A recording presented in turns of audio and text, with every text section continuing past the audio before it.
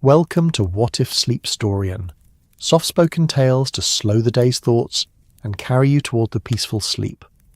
Before we begin, tell me where in the world you're listening from tonight, and if you wish, what's on your mind. I read every note and love keeping quiet company across distances. If this brings you peace, a like and subscribe help me make more nightbound stories.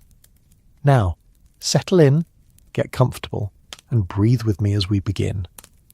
The rain against the windows of the brownstone on West 35th Street played its familiar autumn symphony, each droplet a soft percussion against glass that had witnessed decades of New York's restless energy. Inside, the air carried the mingled scents of leather bindings, fresh coffee from Fritz's kitchen below, and the faintest trace of orchid blooms from the plant rooms that crowned the house, like a secret garden. Nero Wolfe sat behind his desk, a mountain of a man whose yellow silk shirt caught the warm glow of the desk lamp, his fingers delicately turning the pages of a rare botanical treatise, as if each leaf were made of butterfly wings. October in 1943 had settled over the city like a familiar overcoat, bringing with it the comfortable melancholy of shorter days and the distant whisper of a world at war. But here, in this sanctuary of books and carefully tended orchids, time seemed to move at its own measured pace, marked not by the urgency of headlines but by the patient turning of pages and the gentle tick of the mantel clock. I was at my desk near the window, pretending to organise correspondence while actually watching the rain trace silver paths down the glass, when Fritz appeared in the doorway with his customary quiet dignity. His chef's apron was immaculate despite an afternoon spent preparing what promised to be another of his culinary masterpieces, and his expression held that particular mixture of deference and protective concern that he reserved for announcements about unexpected visitors. "A lady to see you, Mr. Wolfe," Fritz said in his careful English, tinged still with the gentle rhythms of his native Switzerland. "Mrs. Pemberton. She says it concerns books." Wolfe's massive head lifted from his reading with the slow deliberation of a great cat disturbed from contemplation. His dark eyes, sharp as obsidian despite the soft atmosphere of the room, fixed on Fritz with mild irritation. It was 20 minutes past 4, well within his sacred afternoon reading period that stretched from lunch until dinner like a bridge of tranquillity over the day's turbulent waters. "Books," he repeated, as if the word were a particularly complex vintage he was considering. "What manner of books?" "She did not elaborate, sir, but she appears distressed." The rain continued its gentle percussion, and somewhere in the kitchen below a kettle began its low whistle, adding to the domestic symphony that made the brownstone feel like a ship riding peacefully at anchor, while the city churned around it. Wolfe closed his botanical treatise with the reverent care of a priest closing a sacred text, marking his place with a silk ribbon that had once graced a first edition of Montaigne. "Very well, show her in. Archie, your notebook." I retrieved my trusty stenographer's pad from the desk drawer, noting how the lamplight caught the worn leather cover that had witnessed countless conversations in this very room. The pad had been my companion through mysteries both grand and humble, its pages filled with a careful shorthand that captured not just words, but the subtle rhythms of human nature as it revealed itself in Wolfe's presence. Mrs. Adelaide Pemberton entered like autumn itself made manifest, her grey wool coat still bearing droplets from the rain, her silver hair arranged in the careful waves that spoke of a generation that had learned elegance as a matter of course. She was perhaps 70, with a kind of refined posture that suggested a lifetime spent among books and the quiet authority that comes from being keeper of knowledge. Her eyes, a pale blue like morning sky seen through old window glass, held a mixture of worry and the particular determination of someone who had finally decided to seek help after much private deliberation. Fritz helped her with her coat, revealing a dark blue dress that spoke of quality without ostentation, and the small brooch at her throat caught the lamplight like a captured star. She carried herself with the dignified grace of someone who had spent decades moving quietly through library corridors, her footsteps trained to silence out of respect for readers lost in their literary worlds.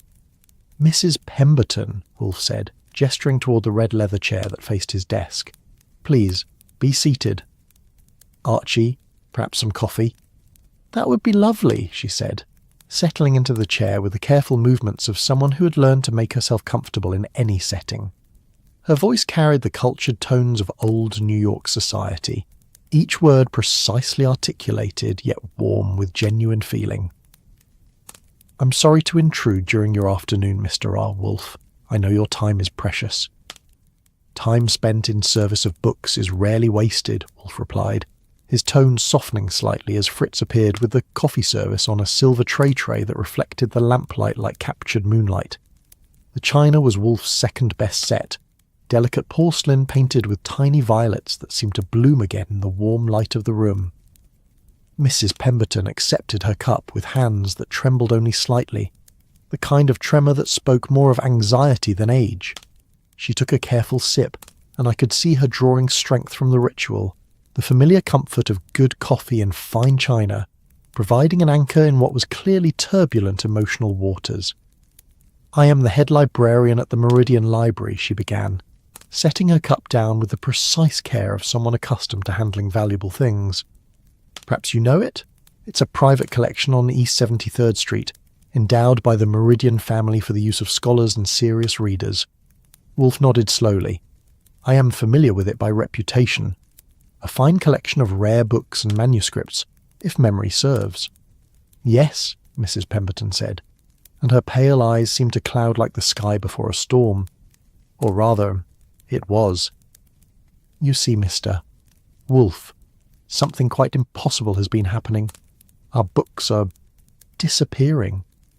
The word hung in the air like incense, mingling with the scents of coffee and leather and the faint sweetness of orchids from the floors above. Outside, the rain had settled into a steady rhythm, providing a gentle soundtrack to what was clearly going to be an unusual tale. Disappearing, Wolfe repeated, his tone carefully neutral. In what manner? Mrs. Pemberton reached into her handbag, a practical leather affair that spoke of someone who carried books more often than cosmetics, and withdrew a small leather journal. She opened it with the reverence due a sacred text, revealing pages covered in precise handwriting that caught the lamplight like captured thoughts. Over the past 6 months, we have discovered that 17 rare volumes have vanished from our collection, all first editions, all published before 1800, all of considerable value both monetary and scholarly. She paused, taking another steady sip of coffee. The most recent was a 1611 first edition of the King James Bible. It disappeared sometime between Tuesday evening and Wednesday morning of this past week.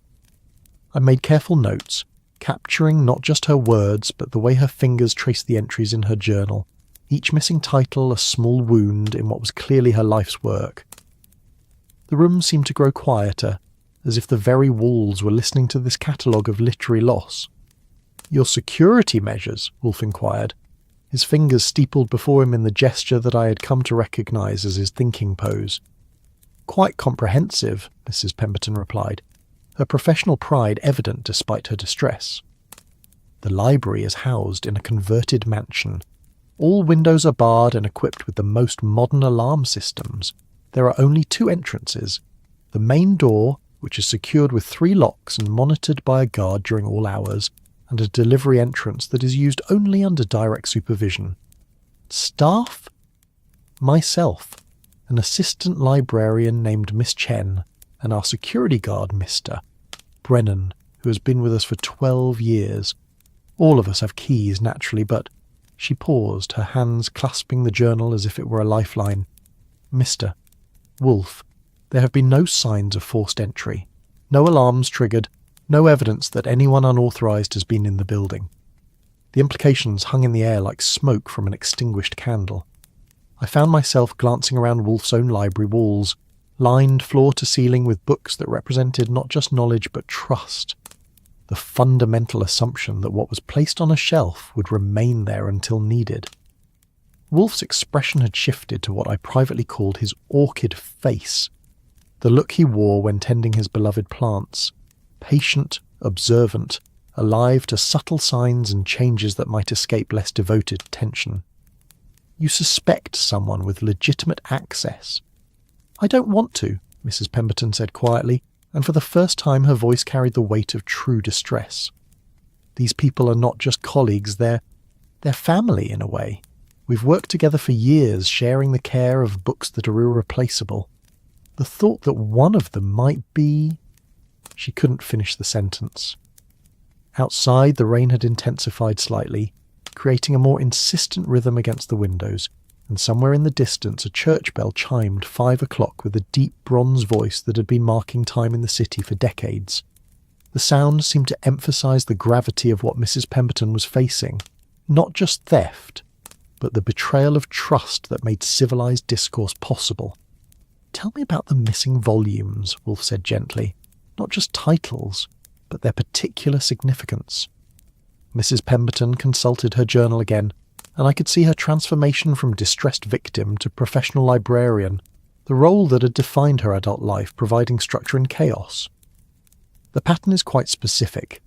All are first editions of literary works, poetry, drama, philosophy, all published before 1800, all in remarkably fine condition, which is what made them so valuable to collectors. She began reading from her careful list, her voice gaining strength as she spoke of things she knew intimately. A 1667 first edition of Milton's Paradise Lost, a 1623 first folio of Shakespeare's plays. You understand what that means, Mr. Wolfe. There are fewer than 250 copies known to exist in the world. Wolfe's eyebrows rose slightly, the only visible sign of his reaction to the magnitude of what was being described. I felt my own pulse quicken at the mention of the first folio. Even someone with my limited literary education knew that such a book was worth a king's ransom. A 1759 first edition of Voltaire's Candide, in the original French. A 1595 first edition of Sidney's Defence of Poesy. Each one irreplaceable, each one part of our literary heritage. Her voice carried the passion of someone who saw books not as mere objects, but as vessels carrying the accumulated wisdom of centuries. "Their approximate value?" Wolfe asked. Mrs. Pemberton's hands tightened on her journal. Conservative estimates would place the total loss at nearly $50,000. But truly, Mr. Wolfe, their value transcends money. These books are windows into the minds that shaped our world. To lose them is to lose part of our collective memory. The room fell quiet except for the rain's gentle percussion and the soft tick of the mantel clock. I found myself thinking about the books that surrounded us in Wolfe's office, each one chosen not for its monetary value but for the knowledge and beauty it contained. The idea of such treasures simply vanishing felt like a violation of something fundamental. Fritz appeared silently in the doorway, his presence a gentle reminder that dinner would be served at 7:30 precisely, as it had been every evening for more years than I could count. But something in Mrs. Pemberton's manner, or perhaps in Wolfe's attentive stillness, kept him from speaking. "Mrs. Pemberton," Wolfe said finally, his voice carrying the weight of decision. "I'm not in the habit of accepting cases that involve the investigation of libraries and their staff.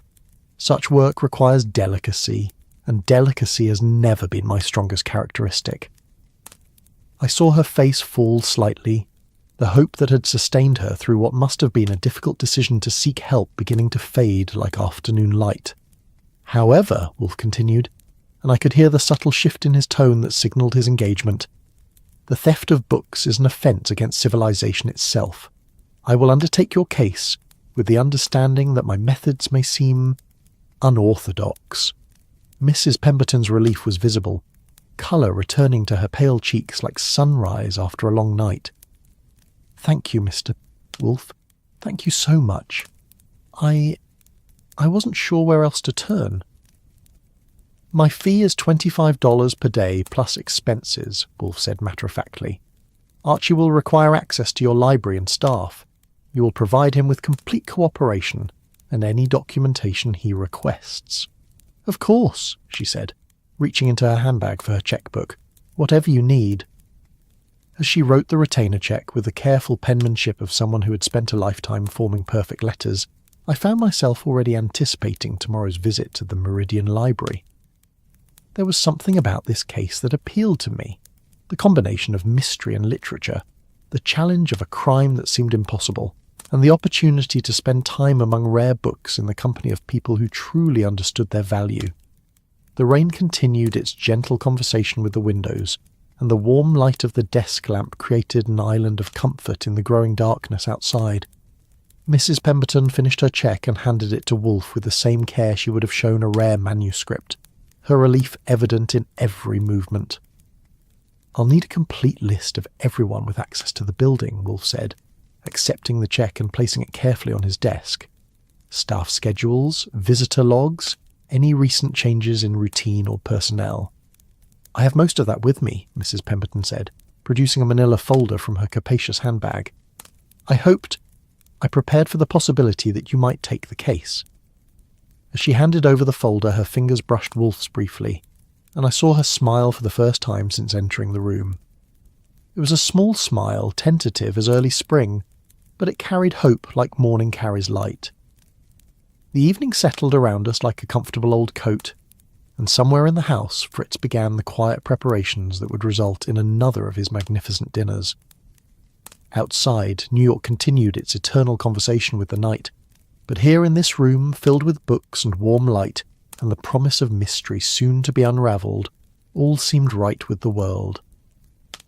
The morning after Mrs. Pemberton's visit arrived with the crisp clarity that October sometimes grants to New York, as if the previous evening's rain had washed the air clean and polished the autumn light until it gleamed like old brass. I stepped out of the brownstone into air that carried the mingled scents of wet leaves, distant coffee from corner delis, and that particular October sharpness that makes even cynical New Yorkers pause and remember why they love this impossible city. The subway ride to East 73rd Street provided the usual meditation on humanity's endless variety. Office workers clutching newspapers with headlines about Allied advances in Italy, women in carefully mended stockings heading to wartime jobs that would have been unthinkable 5 years earlier, and the eternal collection of characters that the city seemed to generate like leaves falling from some great urban tree. The rhythmic clatter of wheels on tracks created a familiar lullaby, punctuated by the conductor's calls at each station, his voice worn smooth by thousands of repetitions. The Meridian Library occupied what had once been the mansion of a rubber baron, whose name I vaguely remembered from history books, a 4-story limestone edifice that spoke of an era when private wealth could afford to house itself like royalty. The morning light caught the carved details around the windows and doorway, revealing the patient work of craftsmen who had expected their creation to endure for centuries. Iron bars protected the ground floor windows, but they were elegant bars, wrought with care and painted the deep green of old money's discretion. I climbed the wide stone steps that had been worn smooth by decades of scholarly footsteps, noting how the morning light created patterns of shadow and illumination on the limestone facade. The brass nameplate beside the entrance door was polished to mirror brightness, its simple inscription Meridian Library, founded 1887, speaking of permanence in a world increasingly given to change. The heavy oak door opened before I could knock, revealing a security guard whose appearance immediately suggested why Mrs. Pemberton trusted him with her treasures. Mr. Brennan was perhaps 60, with a kind of solid build that spoke of reliability rather than intimidation, and eyes that missed nothing while appearing to see everything with gentle tolerance. His uniform was immaculate, his posture erect without being military, and his handshake carried the firm confidence of someone comfortable with responsibility. "Mr. Goodwin," he said, his voice carrying the faint trace of an Irish accent worn smooth by decades in New York. "Mrs. Pemberton said you'd be coming. She's waiting for you in the main reading room." The entrance hall rose 2 stories, its walls lined with oil paintings of serious gentlemen in whiskers, who gazed down with the patient authority of men who had believed deeply in the civilizing power of literature. A grand staircase curved upward like a frozen waterfall, its mahogany banister polished to warmth by countless hands, and overhead a crystal chandelier caught the morning light and scattered it in tiny rainbows across the marble floor. But it was the smell that truly announced this as a temple to books, that indescribable mixture of aged paper, leather bindings, and the particular mustiness that comes from knowledge preserved and tended across decades. It was a smell that spoke of quiet afternoons and patient scholarship, of mysteries solved and wisdom accumulated one careful page at a time. "Beautiful place," I said to Brennan as we walked toward what I assumed was the main reading room. "Aye, that it is," he replied, his eyes scanning the hallway with the automatic vigilance of someone who had made security his calling. "Been here 12 years now, and I still find myself just stopping sometimes to appreciate what we're guarding. Not just books, you understand, but the thoughts of the finest minds who ever lived." The main reading room opened before us like a cathedral dedicated to learning. The ceiling soared 30 feet overhead, supported by carved wooden beams that had been stained to rich darkness, and tall windows filled the space with the kind of golden light that seemed designed specifically for reading. Long mahogany tables stretched across the polished floor, each one equipped with green banker's lamps that cast pools of warm illumination, and comfortable chairs upholstered in deep green leather invited readers to settle in for long conversations with the past. But it was the books themselves that commanded attention. The walls were lined floor to ceiling with volumes bound in leather that ranged from warm brown to deep burgundy, their spines catching the light like a symphony written in gold lettering. Rolling ladders on brass tracks provided access to the higher shelves, and I could see gaps in the collections where Mrs. Pemberton's missing treasures had once resided, empty spaces that seemed to ache with absence. Mrs. Pemberton rose from one of the reading tables where she had been consulting what appeared to be a catalogue, and I was struck again by her dignified bearing and the way she moved through this space with the unconscious authority of someone completely at home among books. This morning she wore a burgundy wool dress that complemented the library's colour scheme, and her silver hair was arranged in the same careful waves that spoke of a generation that had learned elegance as both art and armour. "Mr. Goodwin," she said, extending her hand with the same precise care she'd shown the previous evening. "Thank you for coming so promptly. I hope your journey wasn't too difficult." "Not at all," I replied, accepting her handshake and noting again the slight tremor that spoke more of anxiety than age. "This is quite a remarkable place. I can see why those books would be missed." Her smile was grateful but tinged with sadness. "Each one was like losing a dear friend. But perhaps you'll be able to help us find them." She led me on a tour that was part education and part pilgrimage, pointing out the sections where the missing books had been housed and explaining the careful system by which the library's treasures were organised and protected. The literature section occupied the east wall, its shelves arranged chronologically from the medieval period forward, and I could see the gaps where Milton's Paradise Lost and the other missing volumes had once held court. "We follow the same security procedures that have protected these books for over 50 years, Mrs. Pemberton explained as we paused before a glass case that housed an illuminated manuscript, whose colours seemed to glow with their own inner light. "Every volume is catalogued, every reader must sign in and provide identification, and valuable books are never allowed to leave the reading room." "But the missing books," I said carefully, "they weren't just moved to different shelves." Her laugh held no humour. "Mr. Goodwin, I've been caring for these books for 23 years. I know the location of every volume in this collection as intimately as I know the rooms in my own home. When a book is missing, I know it immediately." We continued our tour, and I began to appreciate the complexity of what we were dealing with. This wasn't simply a matter of books being stolen. It was the violation of a carefully maintained ecosystem where every element had its place and purpose. The Meridian Library wasn't just a collection of rare books. It was a living organism dedicated to preserving human knowledge and making it accessible to those who truly valued it. As we walked, Mrs. Pemberton introduced me to the other members of what she had accurately described as her family. Miss Chen, the assistant librarian, was a woman of perhaps 35 with the quick intelligence and careful manner of someone who had learned to navigate between cultures. Her family had come from China when she was a child, and she had found in books a universal language that transcended the barriers that might have limited her in other professions. "Miss Chen has a particular expertise in Asian literature and philosophy," Mrs. Pemberton explained as the younger woman approached us with a stack of recently returned volumes. "She's invaluable in helping our scholars understand the connections between Eastern and Western thought." Miss Chen's smile was warm but reserved, and I could see the same protective instinct toward the library's collection that marked all the staff members. The missing books, she said quietly. They weren't just valuable individually. Together they represented a survey of the development of Western literature from the Renaissance through the Enlightenment. Someone who took them knew exactly what they were taking.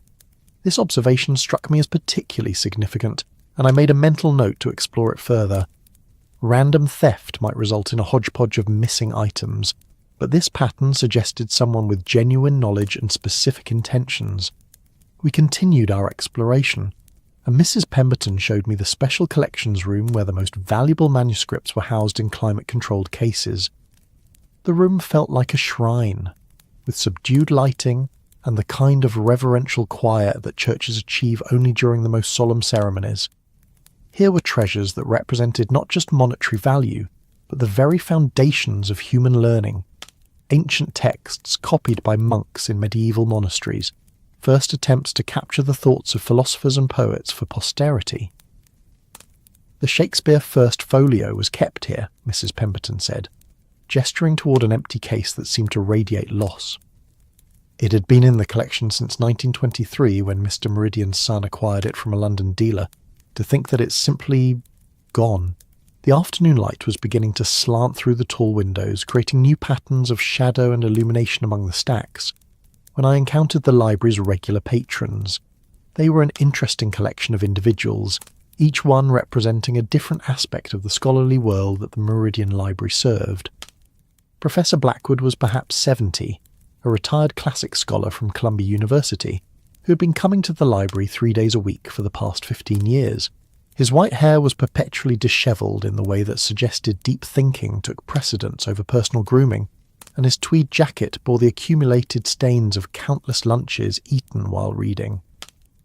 But his eyes held the bright intelligence of someone whose mind remained sharp despite his advancing years, and he spoke of the missing books with the passion of someone who saw them as personal friends. The Milton was particularly fine, he said, adjusting wire-rimmed spectacles that had seen decades of service. I was working on a paper comparing different editions of Paradise Lost, and that 1667 first edition had textual variations that simply aren't found in later printings. It's not just that it's gone, it's that the knowledge it contained is now inaccessible. Mrs. Whitmore was a different sort of scholar entirely. Perhaps 55, with a carefully maintained appearance of someone who had been born to wealth and had never learned to question it. She came to the library to research her family genealogy, and to indulge a passion for 18th century poetry that had sustained her through a privileged but apparently lonely life. Her knowledge was broad but less deep than Professor Blackwood's, and she approached books with the enthusiasm of someone who read for pleasure rather than profession. "I simply can't understand how anyone could steal books," she said, her voice carrying the bewilderment of someone whose moral universe didn't include such possibilities. "I mean, what would be the point? You can't really enjoy stolen poetry, can you?" The third regular patron was the most interesting of the group. David Morrison was perhaps 28, a doctoral candidate at NYU, who was writing his dissertation on the influence of classical rhetoric on 18th century political philosophy. He had the intense, slightly undernourished look of someone who survived more on ideas than regular meals, and his clothes, while clean and carefully maintained, showed the wear that comes from being owned by someone without money for replacements. "The missing books represent a particular problem for my research," he explained as we sat at one of the reading tables, his long fingers gesturing with the quick movements of someone accustomed to explaining complex ideas. "I was using several of them to trace the development of certain philosophical arguments across 2 centuries. Without access to the original texts, with their specific additions and commentary, my work becomes much more difficult." As the afternoon progressed and I observed the library's rhythms, I began to appreciate the complexity of what Mrs. Pemberton had created here. This wasn't simply a repository for old books. It was a carefully maintained environment where serious scholars could encounter the actual words and thoughts of history's greatest minds, preserved in the exact form their authors had intended. The building itself seemed to breathe with the weight of accumulated knowledge. Every creak of the old floorboards, every whisper of pages being turned, Every soft footstep on the marble floors contributed to an atmosphere that felt almost sacred. The late afternoon light streaming through the tall windows created constantly shifting patterns of illumination that seemed to bring the leather-bound volumes to life, their gold lettering gleaming like captured sunlight. As closing time approached, I found myself alone in the main reading room while Mrs. Pemberton completed her end-of-day procedures. The silence was different from the quiet that had pervaded the day, not the respectful hush of people reading, but the deeper stillness that comes when a place of learning settles into evening rest. The banker's lamps cast pools of warm light across the empty tables, and the shadows between the stacks seemed to hold mysteries that daylight had kept at bay. I spent those final minutes walking among the shelves, trying to understand what someone would gain by stealing these particular books. The missing volumes weren't simply the most valuable items in the collection. They represented a careful selection of works that together told the story of human thought developing across crucial centuries. Someone had taken not just books, but knowledge itself. The evening light faded toward darkness outside the tall windows, and Mrs. Pemberton appeared at my elbow with the quiet step that was second nature to all librarians. "Any insights, Mr. Goodwin?" "Questions mostly," I replied honestly, "but sometimes questions are the beginning of answers." As we prepared to leave, locking away the day's treasures behind multiple layers of security, I found myself thinking about the people I had met, the dedicated staff, the passionate scholars, the careful systems designed to protect irreplaceable books. Somewhere in this careful ecosystem was the key to understanding how 17 priceless volumes had simply vanished into thin air. The city's evening sounds, distant traffic, the call of vendors closing their stands, the eternal conversation of 8 million people settling into the night seemed muted by the library's thick walls. But even as we turned off the lights and activated the security systems, I could feel the presence of thousands of books waiting patiently in the darkness, their accumulated wisdom a quiet force that would endure long after all of us were gone. Walking back toward the subway, I carried with me the sense of old leather and aged paper, and the growing certainty that this case would require not just detective work, but an understanding of the particular passion that drives people to dedicate their lives to the preservation of human knowledge. The missing books were more than objects. They were windows into minds that had shaped our world, and their theft represented a crime against civilization itself.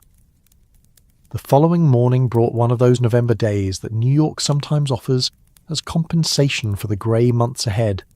Crisp air that carried the scent of wood smoke from distant fireplaces, golden light that turned even the city's most mundane corners into something approaching poetry, and that particular clarity of atmosphere that makes every sound ring like a bell.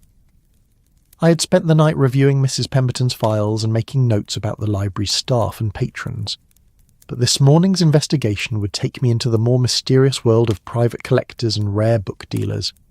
The subway ride to Greenwich Village provided the usual anthropological entertainment, but I found myself paying particular attention to anyone carrying books or packages that might contain books. The war had created an interesting effect on the city's reading habits. People clutched their volumes more tightly, as if paper itself had become precious, which in many ways it had. Rationing had made new books scarce, driving up both the price and the emotional value of anything printed on quality paper. My first destination was Meridian Books and Manuscripts, a shop on MacDougall Street that Mrs. Pemberton had identified as one of the few establishments in the city that specialised in exactly the kind of rare volumes that had been disappearing from her library. The shop occupied the ground floor of a narrow brownstone that leaned against its neighbours, like an elderly scholar requiring support, and the small windows were filled with leather-bound volumes arranged more for protection from sunlight than for display. A brass bell announced my entry, with a sound that seemed to have been designed specifically for bookshops. Not the harsh jangle of commerce, but a gentle chime that suggested contemplation and discovery. The interior was a maze of floor-to-ceiling shelves that created intimate alcoves and reading nooks, each one illuminated by carefully placed lamps that cast warm pools of light on volumes that ranged from merely old to genuinely ancient. The air inside carried that indescribable mixture of aged paper, leather bindings, and the particular mustiness that accumulates around knowledge preserved across centuries. But here, unlike in Mrs. Pemberton's library, the scent was layered with other aromas. Pipe tobacco from the shop's owner, the coffee that seemed to be perpetually brewing somewhere in the back, and the faint trace of the wood polish used to maintain the endless shelves. Behind a counter that appeared to have been carved from a single massive piece of oak sat a man who looked as if he had been designed specifically for this environment. Samuel Rothschild was perhaps 65, with a kind of wild white hair that suggested either genius or eccentricity, and possibly both. His eyes, magnified by wire-rimmed spectacles that had clearly seen decades of service, held the patient intelligence of someone who had spent a lifetime evaluating the authenticity and value of human thought preserved in printed form. "Mr. Goodwin," he said, rising from his chair with the careful movements of someone whose back had spent too many years bending over books. "Mrs. Pemberton telephoned yesterday. A terrible business, these thefts. Terrible." His voice carried the slight accent of someone who had learned English as a second language, but had spoken it for so many decades that it had become more natural than his native tongue. Everything about him suggested old-world scholarship transplanted to new-world commerce, and I had the immediate impression of someone who knew infinitely more about rare books than he would ever reveal in casual conversation. The shop seemed to extend infinitely in all directions, with narrow aisles leading to hidden alcoves where serious collectors could examine potential purchases in privacy. Every available surface was covered with books, manuscripts, or the tools of the bibliophil's trade. Magnifying glasses for examining type and paper, soft brushes for cleaning leather bindings, and the white cotton gloves that serious book handlers wore to protect their treasures from the oils and acids in human skin. "The books that have disappeared," Rothschild said, gesturing for me to follow him toward the back of the shop. "They represent a very specific and sophisticated selection. Not the most valuable books in the collection, you understand, but books that together tell a particular story about the development of English literature." He led me to a small office area where a pot of coffee sat warming on a hot plate, and books and papers were arranged in what appeared to be chaos, but was undoubtedly a system comprehensible to its creator. The walls were lined with reference works, catalogues of auction results, bibliographies of rare books, and the kind of scholarly apparatus that serious dealers use to authenticate and evaluate their stock.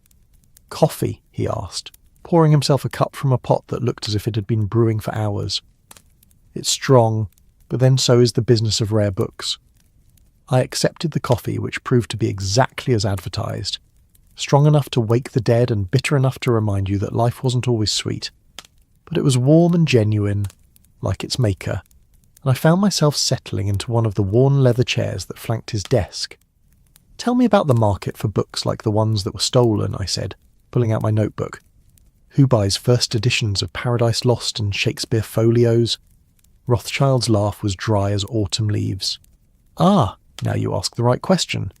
The market for such books is very small, very specialised, and very, how do you say, incestuous. Everyone knows everyone else, and unusual books create gossip faster than a scandal in a small town." He leaned back in his chair, his fingers steepled in a gesture that reminded me of Wolfe, and began to speak with the authority of someone who had spent decades observing the peculiar world of rare book collecting.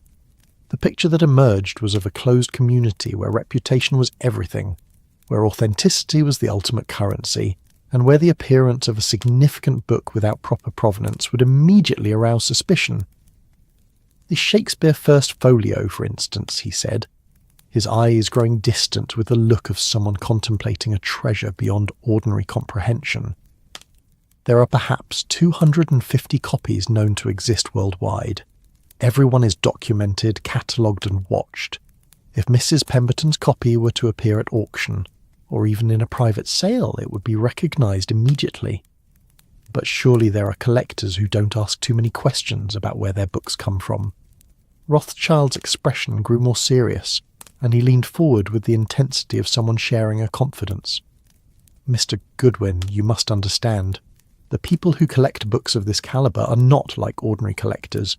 They are scholars, connoisseurs, People who love these books not just for their rarity but for their place in the history of human thought.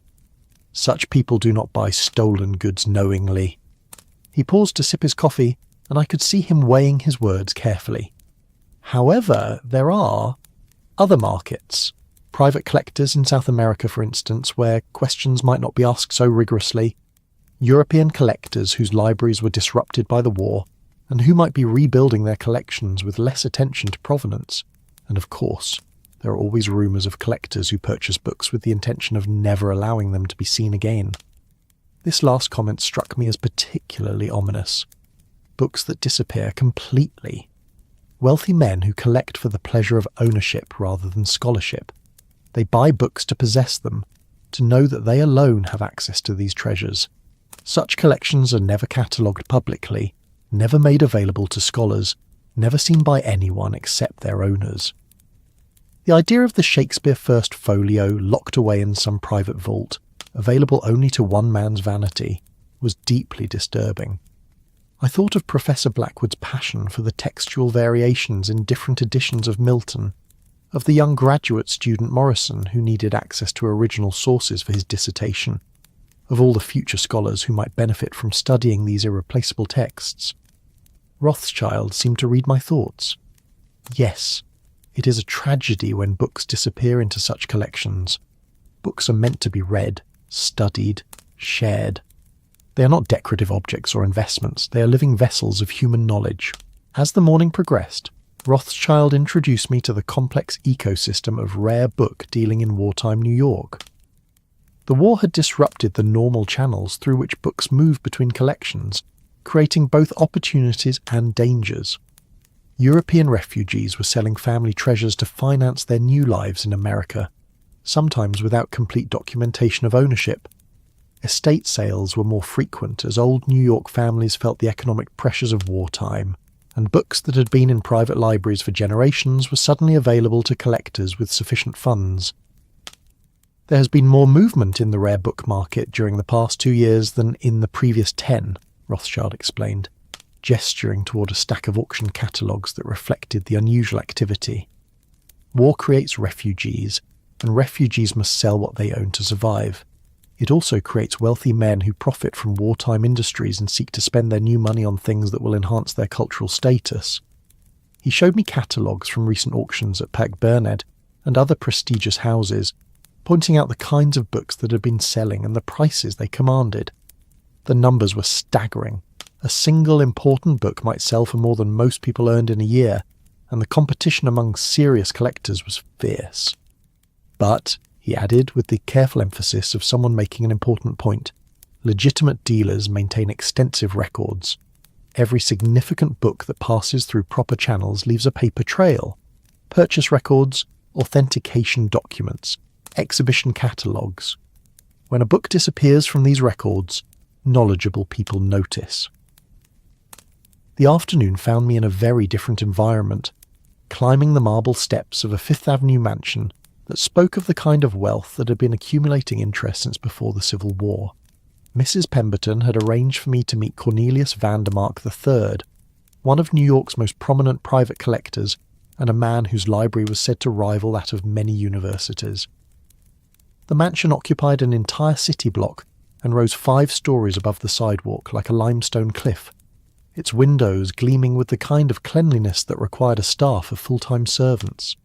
A doorman in livery that would have impressed European royalty admitted me to an entrance hall that could have accommodated a small hotel, complete with marble floors that reflected light from crystal chandeliers, oil portraits of stern ancestors, and the kind of furniture that museums acquire when very wealthy people die. Vandermark himself was a surprise. I had expected someone who matched his palatial surroundings, perhaps an elderly gentleman with whiskers, and the kind of formal manner that old money often cultivated. Instead, I found a man of perhaps 50, casually dressed in a sweater and slacks, with the kind of easy manner that suggested someone completely comfortable with his place in the world. "Mr. Goodwin," he said, rising from a leather chair in what was clearly his private study, "Adelaide called me about the thefts. Terrible business. Absolutely terrible. The study itself was a bibliophile's dream, with floor-to-ceiling shelves containing what appeared to be one of the finest private libraries in America. But these weren't just books collected for their rarity or investment value. These were books that showed signs of being read, with comfortable chairs placed strategically for good light, reading tables equipped with proper lamps, and the kind of accessories that suggested serious scholarship rather than mere collecting. "I understand you know the rare book market as well as anyone in the city," I said, accepting his offer of a seat in one of the leather chairs. "I've been collecting seriously for about 20 years, Vandermark replied, settling back into his own chair with the relaxed manner of someone accustomed to lengthy conversations about books. "It started when I inherited my grandfather's library and realised that I had been given not just books, but access to the greatest minds in human history.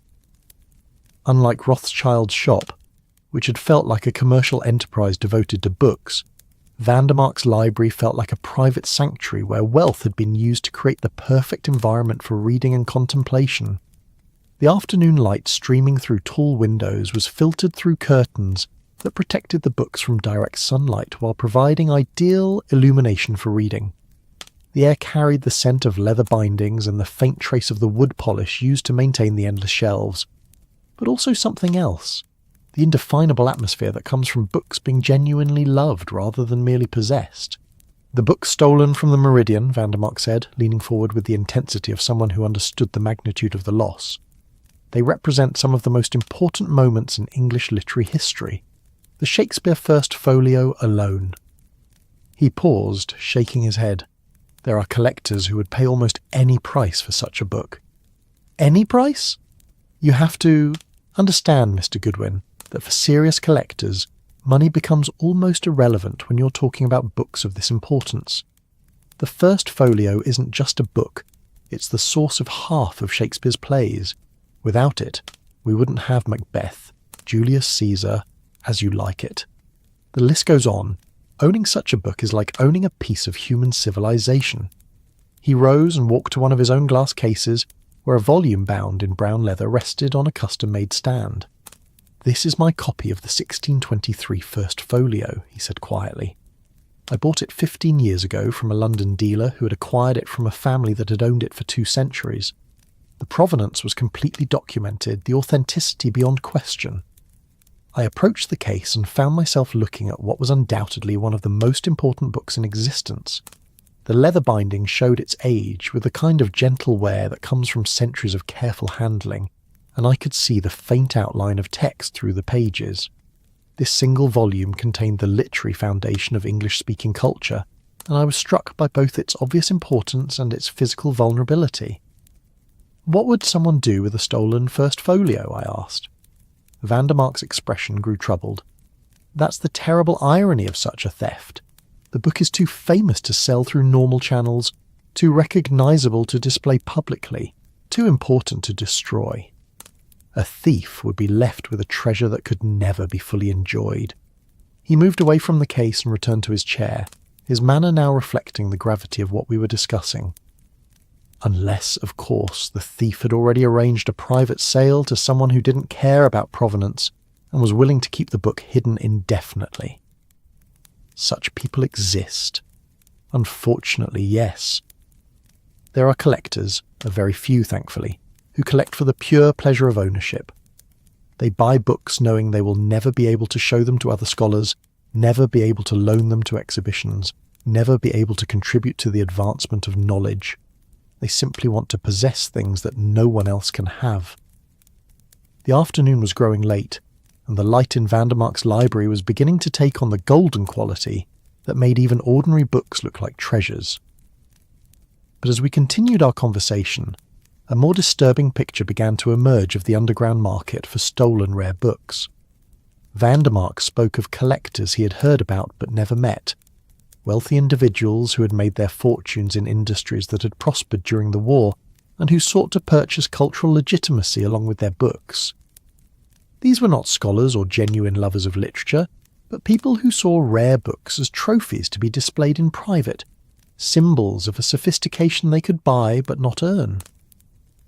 "There are stories," he said carefully, "of books that have disappeared from libraries and collections, only to surface years later in the hands of collectors who claim to have bought them legitimately, but can never quite produce the proper documentation. And the legitimate dealers don't ask hard questions. The legitimate dealers, yes, but there are others, people who operate on the margins of the market, who specialise in books with questionable provenance. They serve collectors who are more interested in possession than legitimacy. As evening approached, Vandermark offered to show me more of his collection, and we spent an hour walking among shelves that contained treasures that would have made Mrs. Pemberton weep with envy. Here was a Gutenberg Bible, there was a manuscript by Leonardo da Vinci, and in a special climate-controlled room, illuminated manuscripts that glowed like captured sunlight. But what impressed me most was not the monetary value of the collection, but the obvious care with which it was maintained and the clear evidence that these books were read and studied rather than simply displayed. This was a collection assembled by someone who understood that books were meant to be active participants in the ongoing conversation of human knowledge, not silent trophies gathering dust in private vaults. The people who stole Mrs. Pemberton's books, Vandermark said as we concluded our tour, they may not realise what they've really taken. Those books aren't just valuable objects, they're irreplaceable windows into the minds that shaped our world. To lock them away from scholars and students is a crime against knowledge itself. As I prepared to leave, walking back through the marble halls toward the entrance, I found myself thinking about the two very different approaches to rare book collecting I had encountered that day. Rothschild represented the commercial side of the market, knowledgeable, ethical, committed to maintaining the legitimate channels through which books move from collection to collection. Vandermark represented the best of private collecting, wealthy enough to acquire treasures, scholarly enough to appreciate them, and generous enough to make them available to other researchers. But both men had also spoken of a darker side to the market. Collectors who bought without asking questions, dealers who operated outside legitimate channels, and the temptation that rare books presented to people who saw them only as objects of value rather than vessels of knowledge.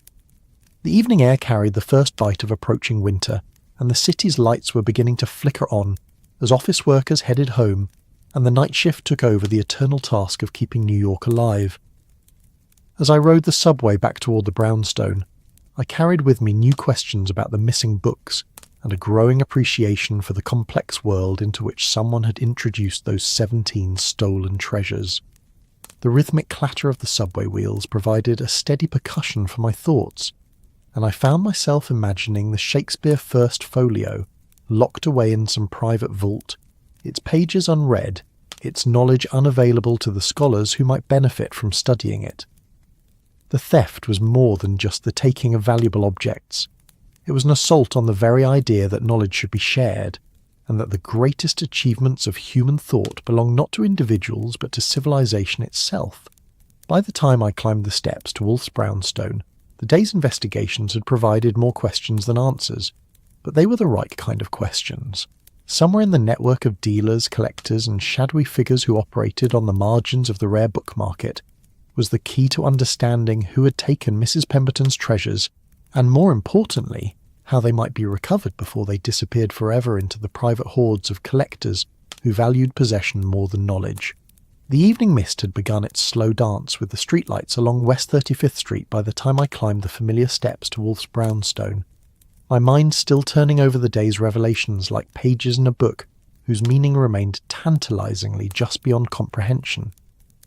The warmth that greeted me as I opened the heavy door was more than physical.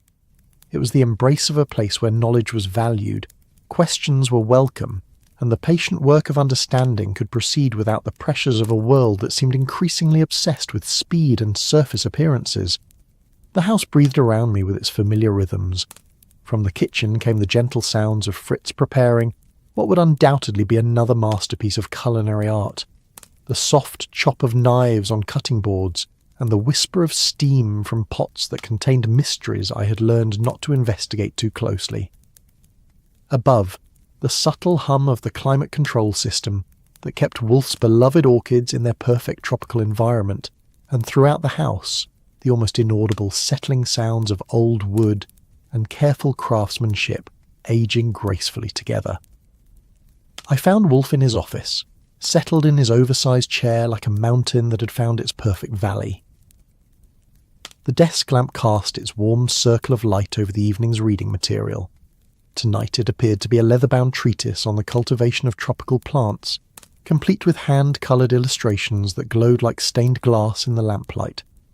His yellow silk shirt caught the light softly, and his massive hands turned the pages with the delicate care of someone who understood that books were living things deserving of respect. "Archie," he said without looking up from his reading, "I trust your day among the bibliophiles was enlightening?" I settled into my desk chair and pulled out my notebook, the familiar weight of accumulated observations and questions providing its own kind of comfort. The office around us seemed to lean in attentively, the thousands of books on their shelves creating an almost animate presence, as if the accumulated knowledge of centuries was waiting to hear what we had learned about the theft of their kindred spirits. "Enlightening and disturbing," I replied, flipping through pages of careful shorthand that captured not just words and facts, but the subtle impressions that often proved more valuable than direct testimony. The rare book world is smaller and more intimate than I expected, but also more vulnerable to the kind of theft we're investigating. Wolfe closed his botanical treatise and gave me his full attention, his dark eyes reflecting the lamplight with the kind of focused intelligence that made suspects confess and witnesses remember details they thought they had forgotten. The evening sounds of the city, distant traffic, the call of vendors closing their stands, the eternal conversation of 8 million people settling into night, seemed muted by the brownstone's thick walls, creating a sanctuary where thought could proceed without interruption.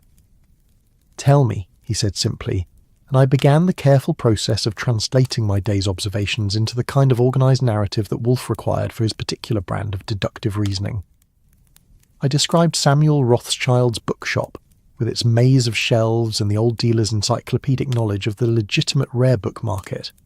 The picture that emerged was of a community where authenticity was everything, where provenance was tracked as carefully as a thoroughbred's bloodline, and where the appearance of a significant book without proper documentation would immediately arouse suspicion among knowledgeable dealers and collectors. The Shakespeare First Folio, I explained, is apparently as well documented as the crown jewels. Every copy is known, catalogued and watched. Rothschild says it would be impossible to sell Mrs. Pemberton's copy through legitimate channels without immediately arousing suspicion. Wolfe's eyebrows rose slightly, his equivalent of intense interest. Yet someone took it, presumably with the intention of converting it to money. What did Mr. Rothschild suggest as alternative markets? "That's where things get interesting," I said, consulting my notes. He mentioned private collectors in South America, European collectors rebuilding war-damaged libraries, and something more disturbing, wealthy individuals who collect books with no intention of ever making them available to scholars.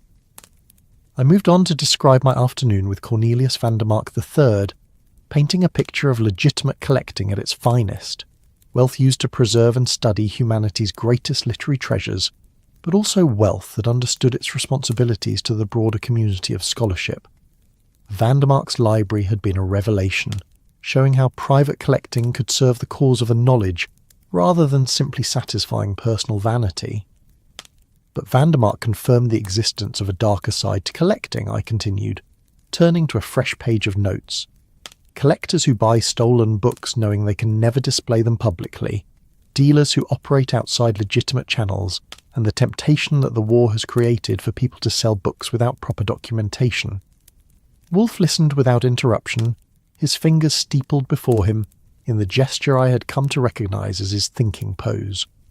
The lamp cast shifting patterns of light and shadow across his massive features, and I could almost see the wheels turning in that remarkable mind as he processed the information and began to construct the framework within which the facts would eventually arrange themselves into understanding. Fritz appeared silently in the doorway, a master of the art of being present without intruding, and announced that dinner would be ready in 20 minutes. The aroma that accompanied his announcement, something involving duck and what might have been cherries, reminded me that I had eaten nothing since Rothschild's bitter coffee, and my stomach responded with an audible protest. "We will continue this after dinner," Wolfe declared, rising from his chair with the deliberate movements of someone whose size required careful attention to physics. The mind works more efficiently when the body is properly nourished, and Fritz has prepared something that demands our complete attention. Dinner proved to be one of Fritz's masterpieces, duck à l'orange with a complexity of flavour that seemed to unfold in layers, accompanied by vegetables that had been transformed into something approaching art, and a wine that Wolfe had selected from his carefully maintained cellar. We ate in companionable silence, following Wolfe's invariable rule that business discussions had no place at the dinner table, where food deserved the same focused attention that he brought to his orchids or his books. But even as I savoured Fritz's culinary artistry, part of my mind remained occupied with the day's discoveries and the questions they had raised. The theft of Mrs. Pemberton's books was beginning to reveal itself as something more complex than simple burglary. It was a crime that required specialised knowledge, careful planning, and access to markets that operated outside the normal channels of legitimate commerce. After dinner, we returned to the office where Fritz had refreshed our coffee and arranged the evening lighting to provide optimal conditions for serious discussion. Wolfe settled back into his chair with a brandy that caught the lamplight like liquid amber, and I resumed my position at the desk with my notebook and the growing collection of the business cards, receipts, and other documentary evidence that accompanied any thorough investigation. "Now then," Wolfe said, swirling his brandy with the appreciation of someone who understood that the finest things in life required time to develop properly, "let us consider what we have learned and what conclusions we might reasonably draw." He began with the methodical approach that had made his reputation, starting with the established facts and gradually building toward the more speculative conclusions that would eventually point toward a solution. The missing books, he noted, represented not a random selection of valuable items, but a carefully curated collection that told a specific story about the development of English literature from the Renaissance through the Enlightenment. Someone with genuine knowledge selected those particular books, he said, his voice taking on the measured cadence that indicated serious analysis in progress. Not necessarily someone with advanced academic credentials, but certainly someone who understood both their individual value and their collective significance. The method of the thefts also suggested careful planning and inside knowledge.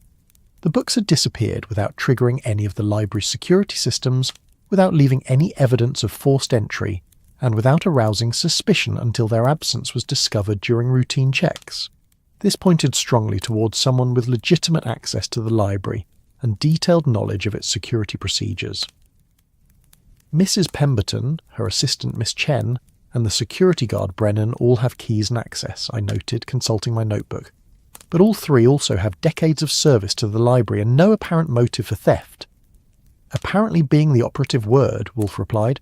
We must also consider the regular patrons, Professor Blackwood, Mrs. Whitmore, and young Mr. Morrison. All have extensive access to the library. All possess the knowledge necessary to select the books that were taken. I thought about the three regular patrons I had met, trying to evaluate each one as a potential thief. Professor Blackwood had the knowledge and the passion, but he was 70 years old and financially comfortable with his university pension.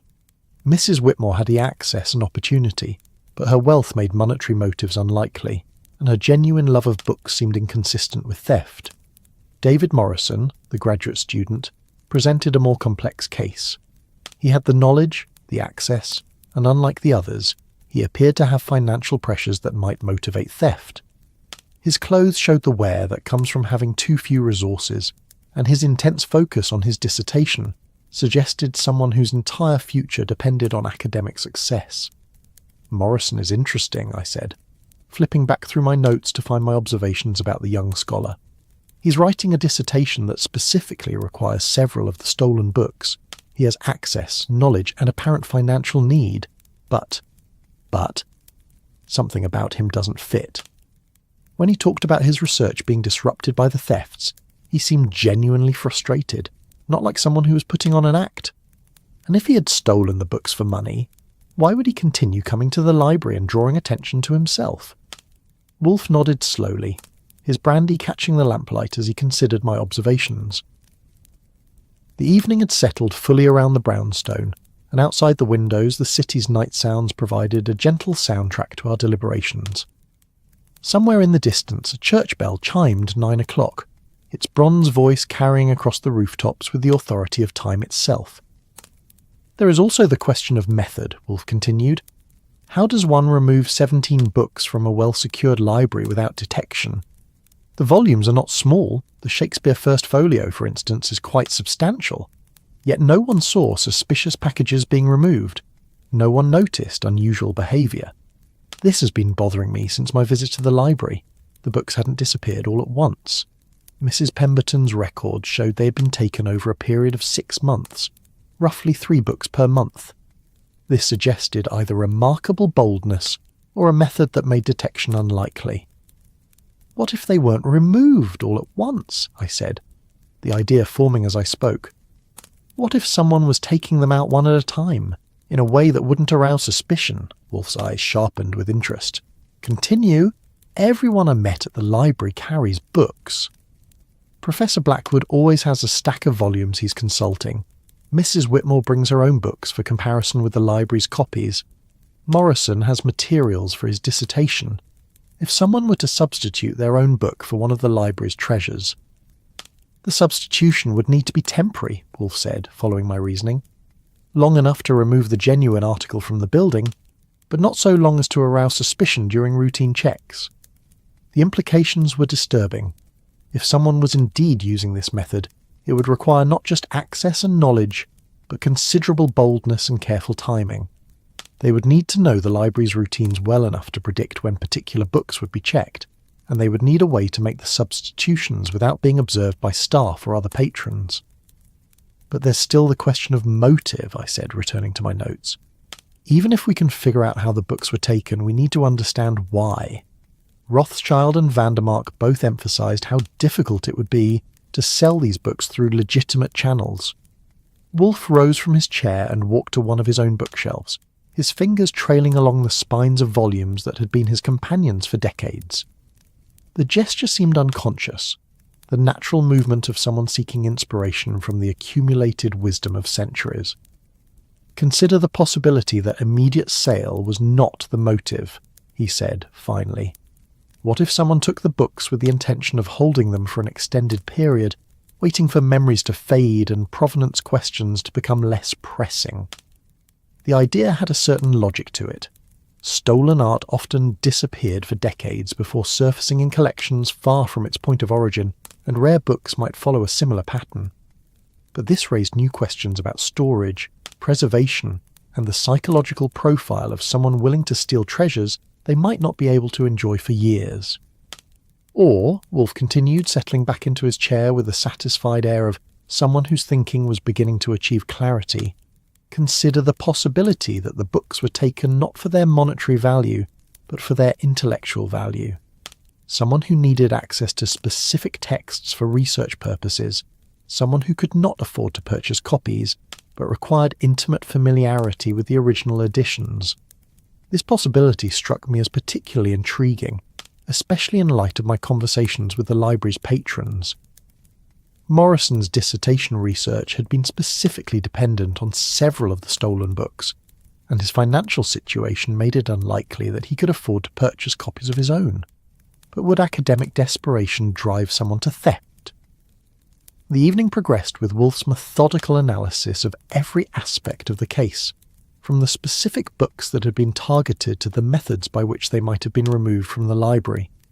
His mind worked like a perfectly calibrated instrument, weighing evidence, testing theories, and gradually building toward conclusions that would explain not just what had happened, but why it had been inevitable. Fritz appeared periodically to refresh our coffee and to bank the fire that provided both warmth and the kind of atmospheric lighting that seemed essential to serious thinking. The sounds of the city gradually diminished as New York settled into its restless sleep, but inside the brownstone the work of understanding continued with the patient persistence that Wolfe brought to all his investigations. "There is something we have not yet considered," Wolfe said as midnight approached. His brandy long finished and his attention focused with laser intensity on the problem before us. The pattern of the thefts themselves. Why these particular books? Why this particular sequence? Why this particular timing? I consulted my notes, looking for patterns I might have missed in the details of dates and titles.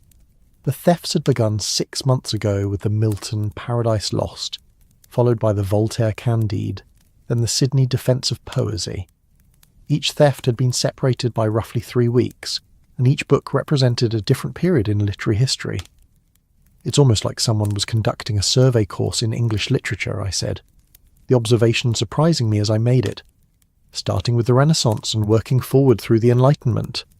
The kind of progression you might follow if you were writing a comprehensive study of literary development. Wolfe's expression sharpened with a look that indicated a crucial insight taking shape, or the kind of progression you might follow if you were writing a dissertation that required intimate familiarity with the evolution of English literary thought across 3 centuries. The implication hung in the air like incense, mingling with the scents of coffee and leather bindings and the faint trace of orchids from the plant rooms above. Somewhere in the house, a clock chimed midnight with the measured authority of time itself, marking another day's passage in the eternal cycle of human thought and endeavour. As I prepared to close my notebook and retire for the evening, I found myself thinking about David Morrison, the intense young scholar whose entire future depended on the successful completion of his dissertation. His financial struggles, his passionate commitment to his research, and his specific need for the exact books that had been stolen created a pattern that was difficult to ignore. But questions remained. If Morrison was indeed the thief, how had he managed to remove the books without detection? Where was he keeping them? And most importantly, what did he plan to do with treasures that would be impossible to sell and dangerous to keep?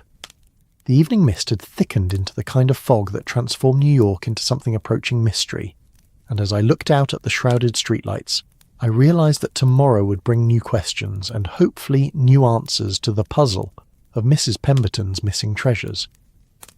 The following evening arrived wrapped in the kind of November chill that made New York's buildings seem to huddle together for warmth, their windows glowing like watchful eyes against the darkness. I had spent the day quietly observing the Meridian Library's rhythms, noting the careful ballet of scholars and staff as they moved through their daily rituals of reading, research, and the endless task of preserving knowledge for future generations. The afternoon had yielded new insights into David Morrison's habits and behaviour. I had positioned myself in the library's main reading room with a volume of Dickens that I had no intention of reading, instead watching as the young graduate student worked with the intense focus of someone racing against an invisible deadline. His movements were economical, almost furtive, and I noticed how his eyes constantly scanned the room, as if searching for observers or opportunities. He arrived each day precisely at 9 a.m, carrying a worn leather satchel that appeared to contain more papers than any reasonable person could read in a single day. His table, always the same one in the northeast corner of the reading room, became a carefully organised workspace where stacks of books, notebooks, and loose papers created a kind of fortress against the outside world. But what struck me most was the way he handled the library's books, not with the casual familiarity of someone browsing for pleasure, but with the reverent care of someone who understood their true value. As the afternoon shadows lengthened across the reading room floor, I decided that direct observation had yielded all it was likely to produce. The time had come for a more direct approach, one that would either confirm our growing suspicions about Morrison or eliminate him as a suspect entirely. I waited until the other patrons had departed, leaving only Morrison hunched over his papers in the gathering twilight. The main reading room in the evening was transformed into something approaching the sacred. The tall windows had become mirrors reflecting the warm glow of the bankers' lamps, and the leather-bound volumes on their shelves seemed to absorb and hold the light, like vessels designed specifically for that purpose. The silence was different from the respectful quiet of daytime, deeper, more complete, broken only by the soft whisper of pages being turned and the distant sounds of Mrs. Pemberton completing her end-of-day procedures. I approached Morrison's table with the casual manner of someone simply stretching his legs after a long afternoon of reading. He looked up from his work with the startled expression of someone whose concentration had been completely absorbed in his research, his eyes taking a moment to focus on the present moment. "Mr. Morrison," I said quietly, settling into the chair across from him with the easy familiarity of someone accustomed to striking up conversations in libraries. "I hope I'm not interrupting anything crucial." His smile was quick and nervous, the expression of someone who had learned to be polite but preferred solitude. "Not at all, Mr. Goodwin. Just working on my dissertation, the endless dissertation that sometimes seems like it will never be finished." The papers spread across his table confirmed what I had suspected from my earlier observations. Charts tracing the development of rhetorical techniques across centuries, carefully transcribed quotations from sources both familiar and obscure, and a bibliography that read like a catalogue of the finest rare book collections in America. This was clearly the work of someone who understood not just the content of literary history, but the complex web of influences and connections that linked great works across time. "What's your focus?" I asked, genuinely curious despite the ulterior motives that had brought me to his table. "The influence of classical rhetoric on 18th century political philosophy," Morrison replied, his voice gaining strength as he spoke about his passion. "I'm trying to trace how the rediscovery of ancient texts during the Renaissance influenced the way political thinkers like Burke and Paine structured their arguments." He gestured toward his notes, and I could see the intellectual excitement that drove his research, despite what appeared to be considerable financial hardship. His clothes showed the careful maintenance of someone who owned few things, but took care of what he had, and his hands bore the ink stains that marked serious writers in an age before reliable pens. "That must require access to quite a few rare books," I observed, studying his reaction carefully. Morrison's expression flickered almost imperceptibly, a shadow of something that might have been guilt or fear crossing his features before being replaced by scholarly enthusiasm. "Yes, that's been one of the challenges. My research depends on comparing specific editions, understanding how texts evolved through different printings, and seeing how translators interpreted classical sources." The conversation continued as darkness settled fully outside the tall windows, transforming the reading room into an island of warm light, surrounded by the vast darkness of the city. Morrison spoke with the passion of someone who had found his calling, describing how he had traced philosophical arguments across centuries and languages, following ideas as they moved from ancient Greece and Rome through Renaissance Italy and into the coffee houses and salons of Enlightenment Europe. But as he talked, I began to notice subtle signs of strain that suggested more than academic pressure. His hands trembled slightly when he reached for his notes, his eyes occasionally darted toward the stacks where the missing books had once resided, and his voice carried an underlying tension that spoke of someone living with secrets. "The Meridian has been invaluable to my research," he said, his tone carefully neutral. "Mrs. Pemberton has been wonderfully accommodating, giving me access to books that would be impossible to find anywhere else, including some of the books that have gone missing." The question hung in the air between us like a physical presence, and I watched Morrison's face carefully as he processed the implications of my knowledge about the thefts. His reaction was complex, surprise, certainly, but also something that might have been a relief, as if he had been expecting this conversation and was almost glad to have it finally arrive. "You know about that," he said quietly, his voice barely audible above the whisper of pages turning somewhere in the distant stacks. "I know quite a lot about it," I replied gently. "I'm working with Nero Wolfe to help Mrs. Pemberton recover the stolen books. 17 volumes, all first editions, all published before 1800, all taken over the past 6 months." Morrison's shoulders sagged as if he had been carrying a weight that had finally become too heavy to bear. He closed his eyes for a moment, and when he opened them again, they held the exhausted relief of someone who had decided to stop running from the truth. "I suppose it was inevitable that someone would figure it out," he said, his voice carrying the flat tone of defeat. "I'm not very good at deception. I never intended. I never thought it would go this far." The confession hung between us in the warm light of the reading room, and I felt a complex mixture of satisfaction at having solved the puzzle and sympathy for the young man whose desperation had led him to violate everything he claimed to believe in. The silence stretched as Morrison gathered his thoughts, his fingers unconsciously straightening the papers that represented years of work and dreams that now seemed impossibly fragile. "Tell me about it," I said quietly, pulling out my notebook with the gentle movements of someone who understood that this moment required delicacy rather than aggression. Morrison's story emerged slowly, like confession in a church where the penitent was uncertain whether absolution was possible. He spoke of the grinding pressure of graduate school, where success depended not just on intelligence and hard work, but on access to resources that were often beyond the reach of students without family wealth. His scholarship provided enough money for basic survival, but nothing extra for the kind of research materials his dissertation required. "I started coming to the Meridian 3 years ago," he explained, his eyes focused on his hands as if they belonged to someone else. "At first, it was just wonderful to have access to books I could never afford to own.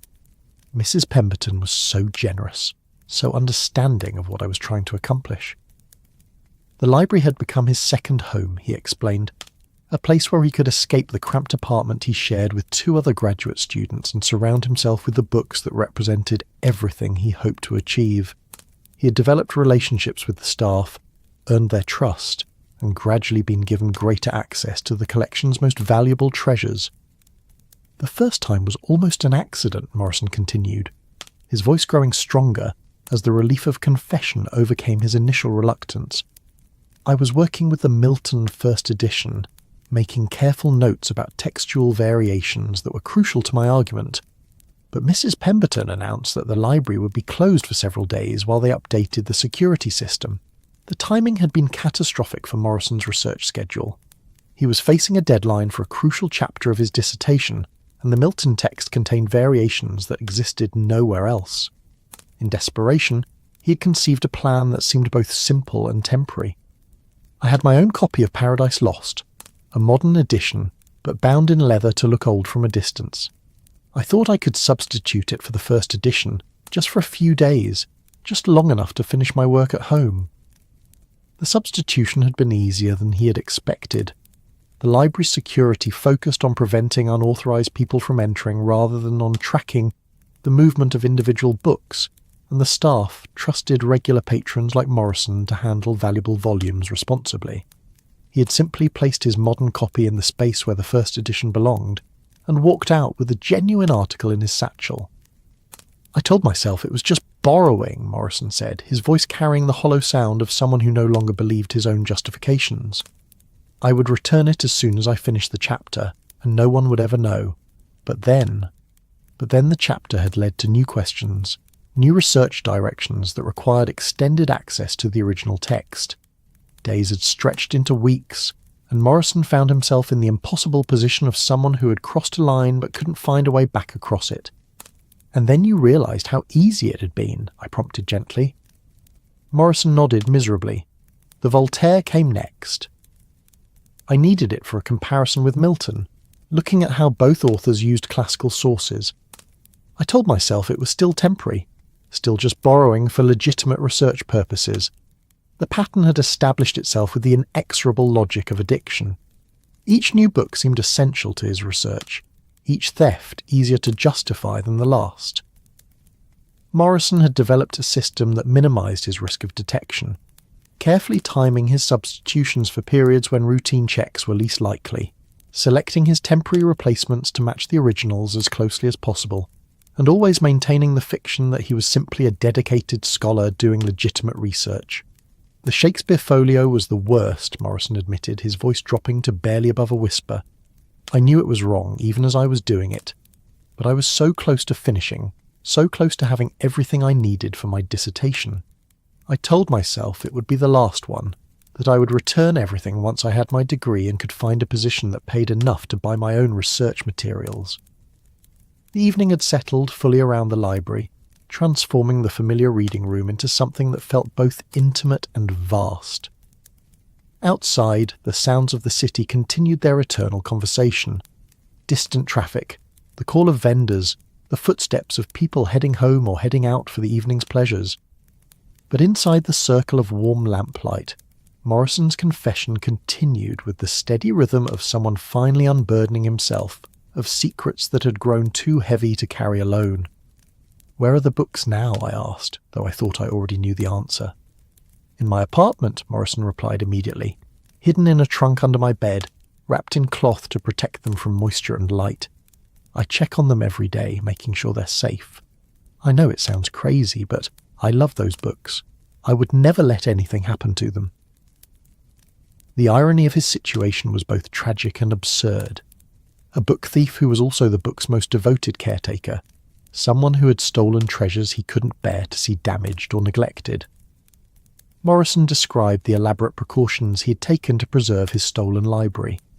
Climate controls improvised from equipment borrowed from the university's science department, storage methods researched in conservation manuals, handling procedures that exceeded those used by many professional institutions.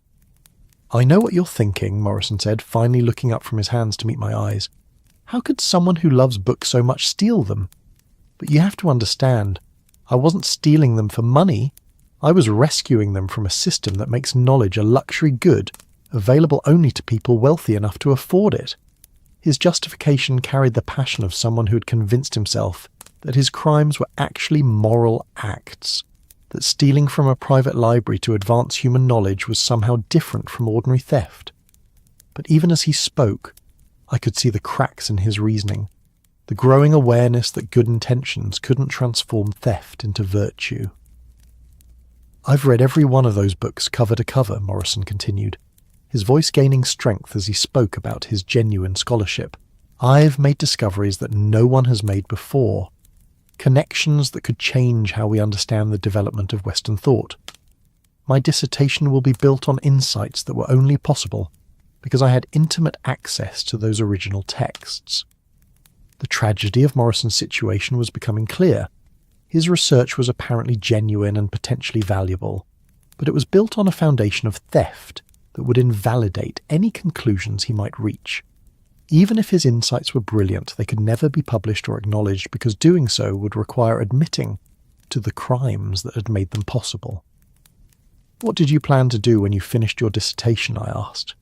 Morrison's laugh was bitter and self-aware. "I told myself I would find a way to return them anonymously, maybe claim they had been misplaced and discovered in some forgotten storage area. I knew it was a fantasy, but it was the only way I could live with what I was doing." As the evening progressed, Morrison's story revealed the complex psychology of someone caught between genuine passion for learning and the practical realities of academic life in wartime America. The war had disrupted normal academic careers, creating uncertainty about future employment and pressure to complete degrees quickly before being called to military service. Graduate students like Morrison found themselves competing not just with their peers, but with the possibility that their academic careers might be interrupted indefinitely by military obligation. "I received my draft notice last month," Morrison said quietly. "I'm supposed to report for duty in 6 weeks. If I don't finish my dissertation before then, I may never get another chance. The work I've done, the insights I've developed, they'll all be lost." The revelation added another layer to the tragedy of Morrison's situation.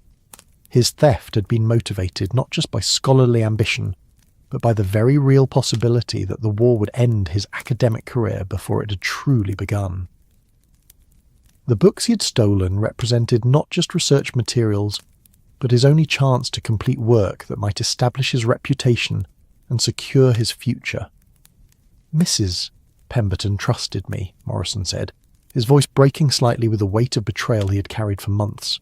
"She believed in my work, encouraged my research, treated me like the serious scholar I wanted to be. And I repaid her kindness by stealing from her." The conversation continued past 10 o'clock, with Morrison providing details about his methods, his motivations, and his growing awareness that his situation had become impossible to maintain. He described sleepless nights spent reading stolen books by lamplight, the constant fear of discovery, and the growing certainty that his research, no matter how valuable, would always be tainted by the circumstances of its creation. "I want to return them," Morrison said finally, his voice carrying the exhausted relief of someone who had decided to stop fighting inevitable consequences. "I know it won't undo what I've done, but at least the books will be back where they belong, available to other scholars who need them." As we prepared to leave the library, Mrs. Pemberton emerged from her office with the quiet dignity that had marked all my interactions with her. She'd clearly been aware of our conversation, and her expression held the complex mixture of sadness, disappointment, and compassion that comes from discovering that someone you trusted has betrayed that trust for reasons you can understand even if you cannot forgive. "David," she said quietly, approaching our table with the careful steps of someone navigating emotional quicksand, "I think we need to talk." The three of us sat in the warm circle of lamplight as Morrison repeated his confession, this time directed toward the woman whose trust he had violated. Mrs. Pemberton listened without interruption, her face reflecting the pain of someone whose life's work had been damaged by someone she had tried to help. "The books are safe," Morrison said finally, his voice barely audible in the library's evening quiet. "I would never let anything happen to them. They've been better cared for than some museum collections." Mrs. Pemberton's response surprised me with its gentleness. "I know you love books, David. That's why this is so hard to understand. How could you take them away from other scholars who need them just as much as you do?" Morrison's face crumpled with the weight of guilt he had been carrying for months. I told myself I was the only one using them, that my research was more important. But I knew that wasn't true. Professor Blackwood asked about Milton just last week, and I had to sit there and pretend I didn't know where it was. The evening light filtering through the tall windows had faded to the deep blue of approaching night, and the library around us felt like a sanctuary where truth could finally be spoken after months of deception. Mrs. Pemberton reached across the table and placed a hand gently on Morrison's shoulder, a gesture that spoke of forgiveness even as it acknowledged the magnitude of his betrayal. "The important thing now is getting the books back safely," she said, with the practical wisdom of someone who had spent decades solving problems rather than dwelling on regrets. "Can you bring them tomorrow?" Morrison nodded eagerly, relief evident in every line of his body. "I can have them all here first thing in the morning. I've kept detailed records of their condition, photographs of any existing damage, notes about proper handling. I wanted to make sure they would be returned in perfect condition." As we finally left the library and stepped out into the November night, I found myself thinking about the complex motivations that had driven Morrison to theft and the even more complex emotions that his confession had revealed.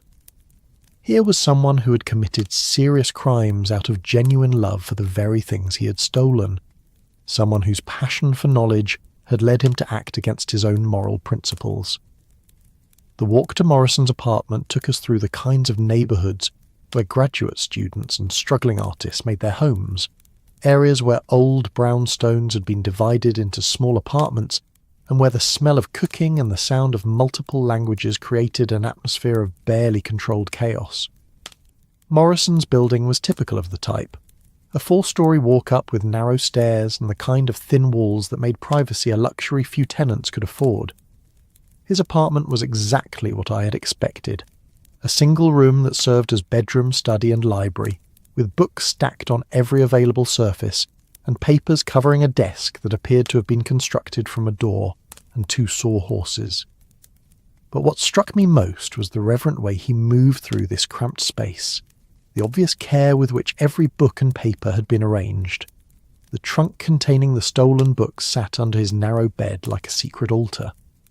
Morrison pulled it out with the careful movements of someone handling something sacred, and when he opened it, the familiar scent of old leather and aged paper filled the small room like incense. The books lay wrapped in white cotton cloth, each one cushioned and protected as if it were made of spun glass. Morrison unwrapped each volume slowly, his hands trembling with what might have been reverence or fear, and I could see that his claims about their care had not been exaggerated. The Shakespeare First Folio looked exactly as it had in the library's climate-controlled case, its leather binding unmarked by its months in exile.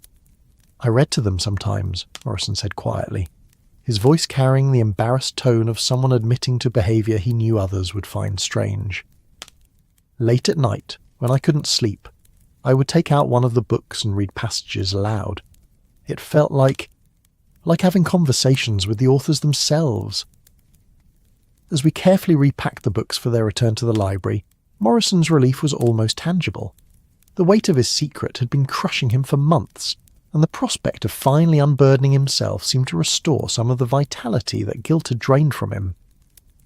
The night air carried the first hint of winter as we made our way back through the quiet streets, Morrison carrying his precious burden with the careful steps of someone transporting treasure.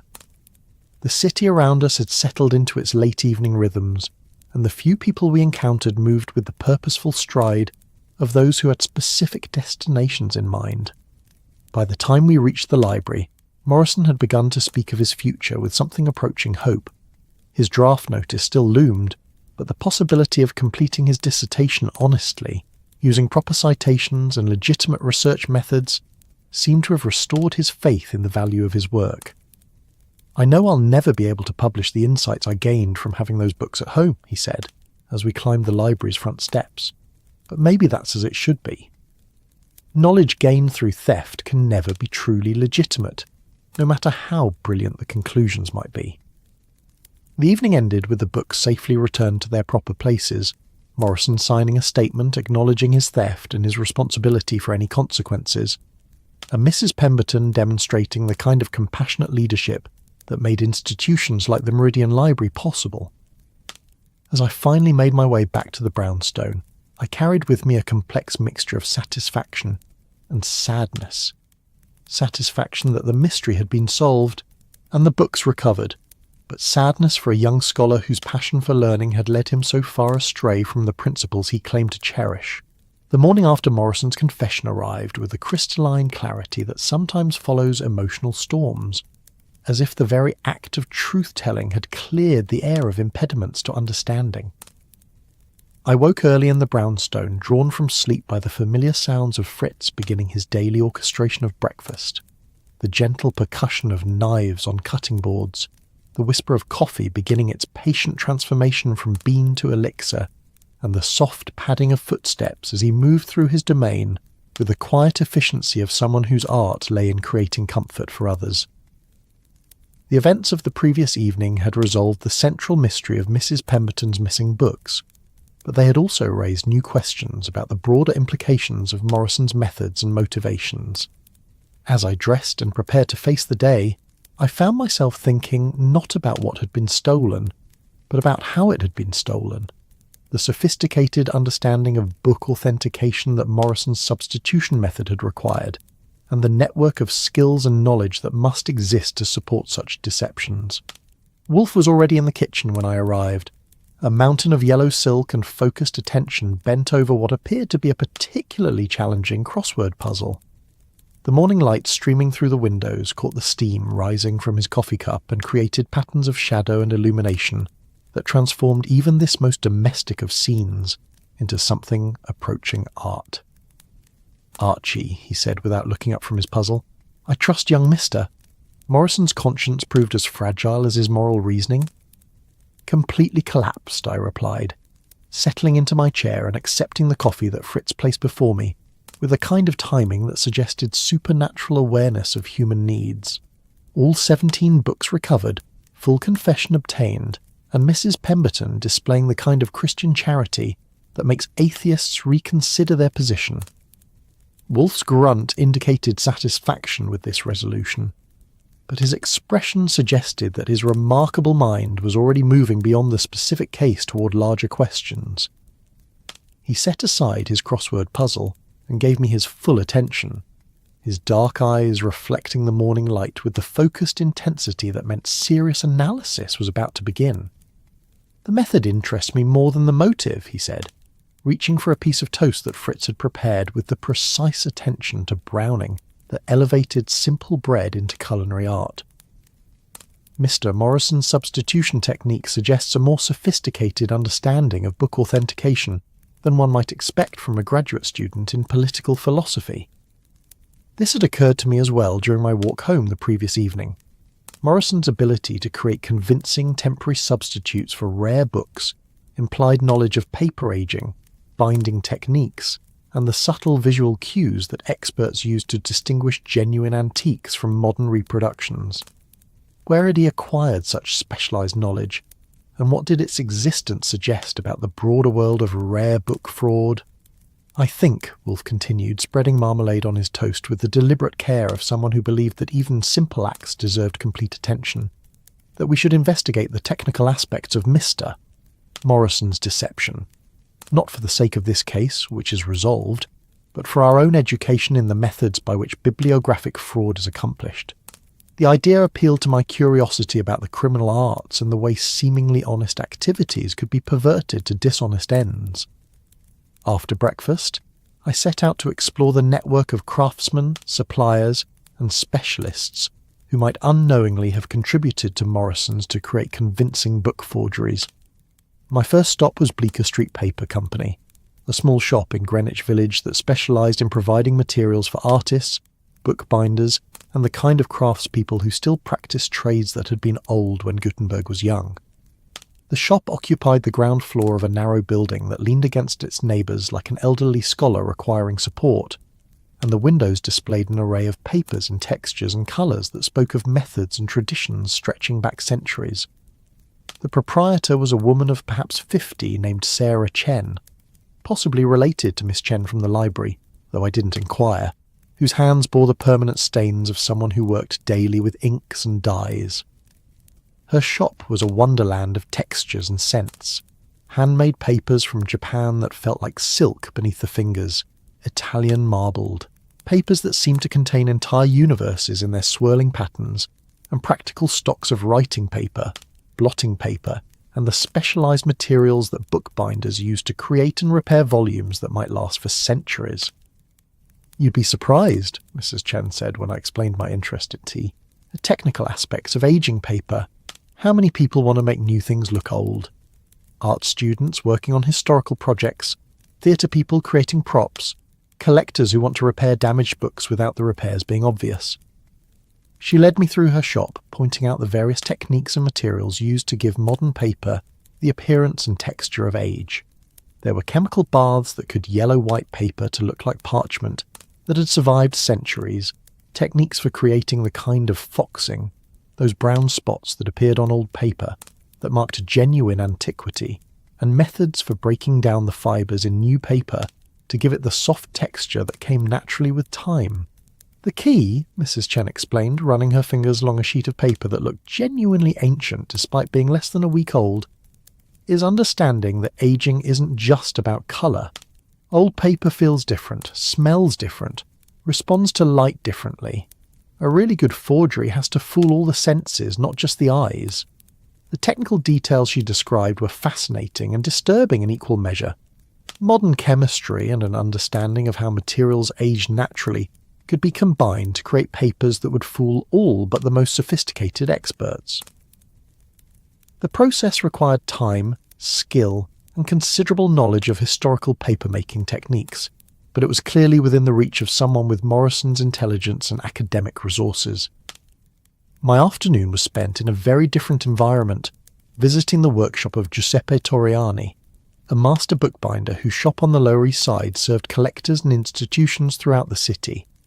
Torriani was a small, intense man of perhaps 60, whose hands moved with the precise authority of someone who had spent decades working with leather, thread, and the traditional tools of his trade.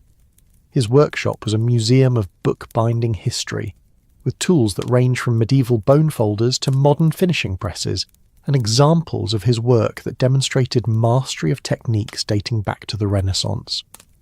The air was thick with the scent of leather and the various adhesives and treatments used to preserve and repair books, and every surface was covered with volumes in various stages of restoration.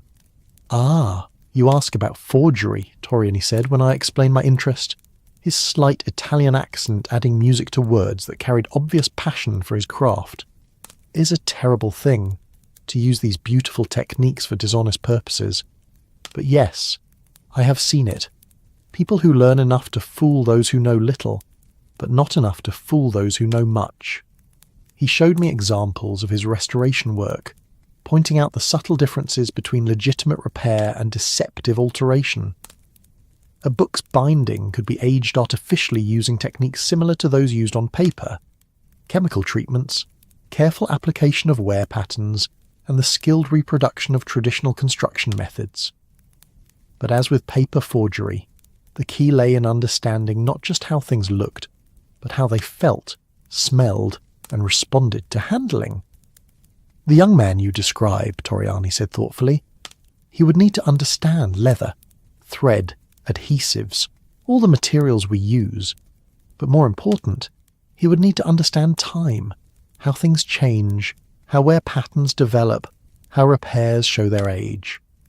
Torriani's assessment suggested that Morrison's substitution technique had required considerably more sophistication than might initially appear. Creating temporary substitutes convincing enough to fool casual observation by library staff would have demanded not just artistic skill, but genuine expertise in the physical properties of old books and the subtle signs by which authenticity was determined. The evening found me in Washington Square Park, watching the last light of day filter through the bare branches of trees that had witnessed decades of the city's evolution.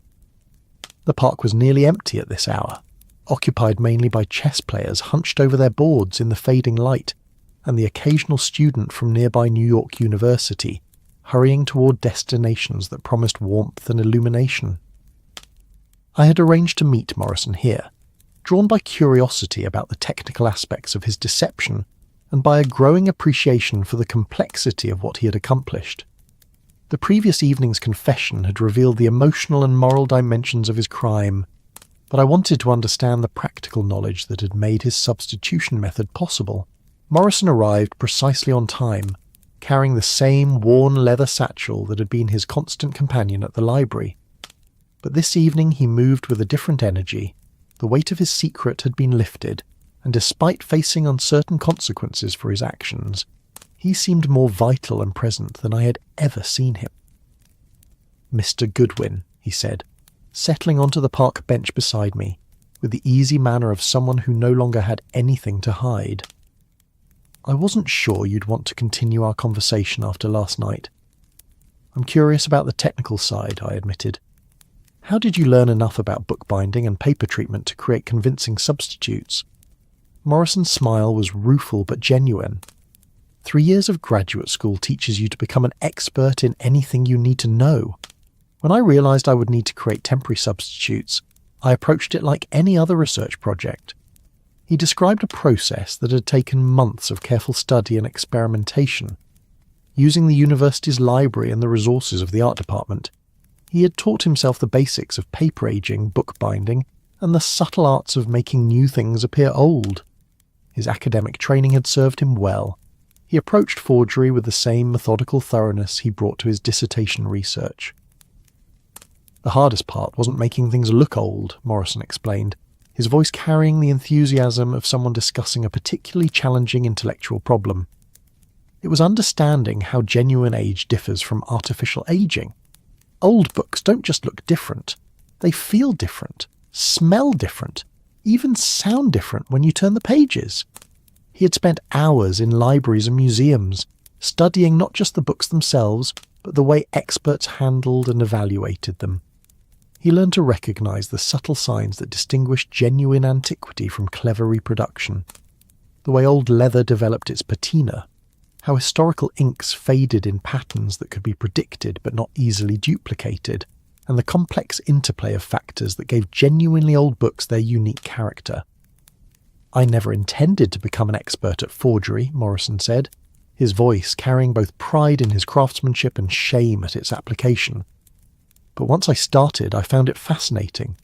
The challenge of understanding how time works on materials, how wear patterns develop, how history leaves its marks on physical objects."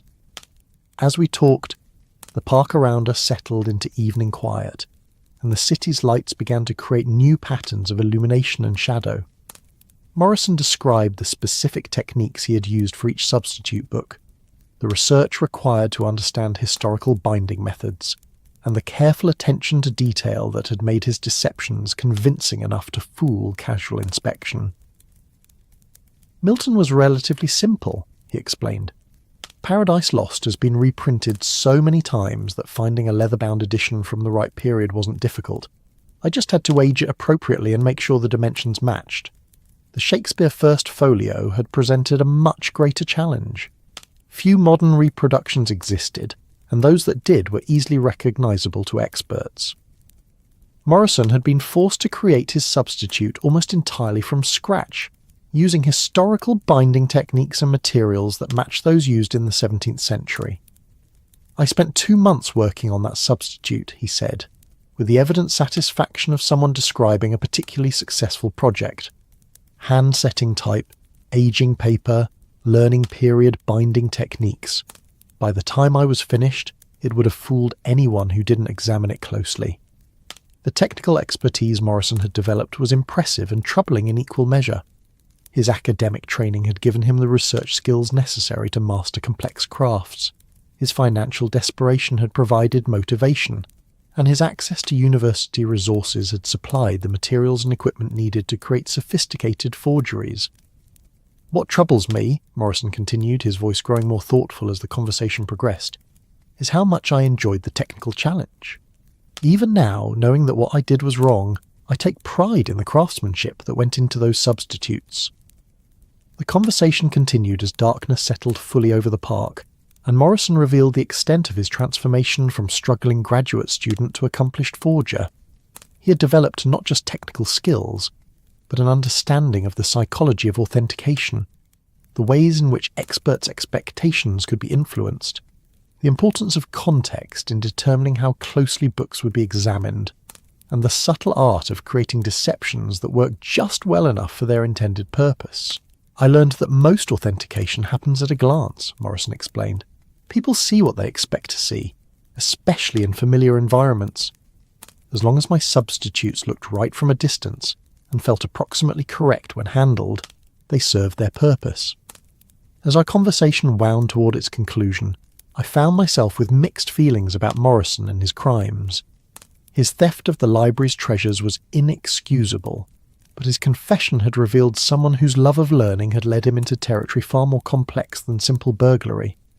The skills he had developed in service of his deception were genuinely impressive, and his understanding of historical crafts and materials was probably superior to that of many professional conservators. "What will you do with all this knowledge?" I asked as we prepared to part ways. Morrison's laugh was self-aware but not entirely bitter. "I've been thinking about that. Maybe there's a legitimate use for understanding these techniques, helping museums detect forgeries, teaching conservators about historical methods, contributing to the scholarly understanding of how books age and change over time." The possibility seemed to energize him in a way that academic success alone had not. I could write about the technical aspects of my substitution method and describe the research that went into understanding historical bookmaking techniques. It might serve as a warning to other institutions about the vulnerabilities in their security systems. As I made my way home through streets that had settled into their evening rhythms, I carried with me a new appreciation for the complex world that existed beneath the surface of rare book collecting. Morrison's crimes had revealed not just personal desperation, but the existence of knowledge and techniques that could be used to deceive even sophisticated experts. The technical skills required to create convincing book forgeries were surprisingly accessible to someone with academic resources and sufficient motivation. The materials and methods existed in plain sight, taught in art schools and craft workshops, available to anyone willing to invest the time and effort required to master them. By the time I reached the brownstone, Fritz had prepared a late dinner that filled the house with aromas suggesting comfort and restoration, after a day spent contemplating the darker applications of human ingenuity. Wolfe was in his office, surrounded by books whose authenticity was beyond question, and the contrast between Morrison's stolen treasures and these legitimately acquired volumes seemed to emphasize the importance of trust in the world of scholarship and collecting. The case of Mrs. Pemberton's missing books was concluded, but the broader questions it had raised about authentication, trust, and the vulnerability of cultural institutions would continue to resonate long after Morrison's confession had faded into memory. The first snow of winter began falling on the evening we gathered in Wolfe's office to bring formal closure to the case of Mrs. Pemberton's missing books. Outside the windows of the brownstone, fat flakes drifted down through the amber circles cast by the streetlights, transforming West 35th Street into something approaching poetry. The snow fell with the gentle persistence of nature, reclaiming the city's hard edges, softening the angular lines of buildings and cars until everything seemed wrapped in the kind of peace that only winter's first embrace can provide. Inside, the office glowed with warmth, that was more than physical. Fritz had built up the fire in the fireplace until it crackled with comfortable authority, and the flames cast dancing shadows across the walls, lined with books that represented decades of careful collecting and patient reading. The air carried the mingled sense of burning apple wood, fresh coffee, and the leather bindings that surrounded us like old friends gathered for meaningful conversation. Mrs. Pemberton sat in the red leather chair that faced Wolfe's desk, her posture reflecting the dignified relief of someone whose worst crisis had been resolved more gently than she had dared hope. This evening she wore a dress of deep blue wool that complemented the office's warm tones, and her silver hair caught the firelight with the same quiet elegance that marked everything about her approach to life. In her lap she held a leather portfolio that contained, I knew, the formal documents that would close this chapter of the Meridian Library's history. David Morrison occupied the chair beside her, his appearance transformed by the lifting of the weight he had carried for so many months. The hollow-eyed desperation that had marked our earlier encounters had been replaced by something approaching peace, though his eyes still held the gravity of someone who understood the magnitude of what he had done and the grace he had been shown in return. His worn suit had been carefully pressed for this occasion, and his hands, longer trembling with guilt and fear, rested quietly on the arms of his chair. Wolfe himself presided over this gathering with the satisfied air of someone whose remarkable mind had once again solved a puzzle that had defeated others. He had changed from his usual yellow shirt to one of a deep burgundy that reflected the firelight warmly, and his massive presence seemed to anchor the room against the winter storm gathering strength outside. Before him on the desk lay his own carefully prepared documents, notes, observations, and the kind of methodical analysis that had made his reputation as someone who could find truth even when it hid behind the most elaborate deceptions. Mrs. Pemberton, Wolfe began, his voice carrying the measured authority that marked his formal pronouncements. It gives me considerable satisfaction to report that all 17 volumes stolen from your library have been recovered in perfect condition. Moreover, the person responsible has made a full confession and expressed genuine remorse for his actions. Mrs. Pemberton's smile was gentle but complex, reflecting forgiveness tinged with the sadness that comes from discovering that someone you trusted has betrayed that trust, for reasons you can understand even if you cannot condone.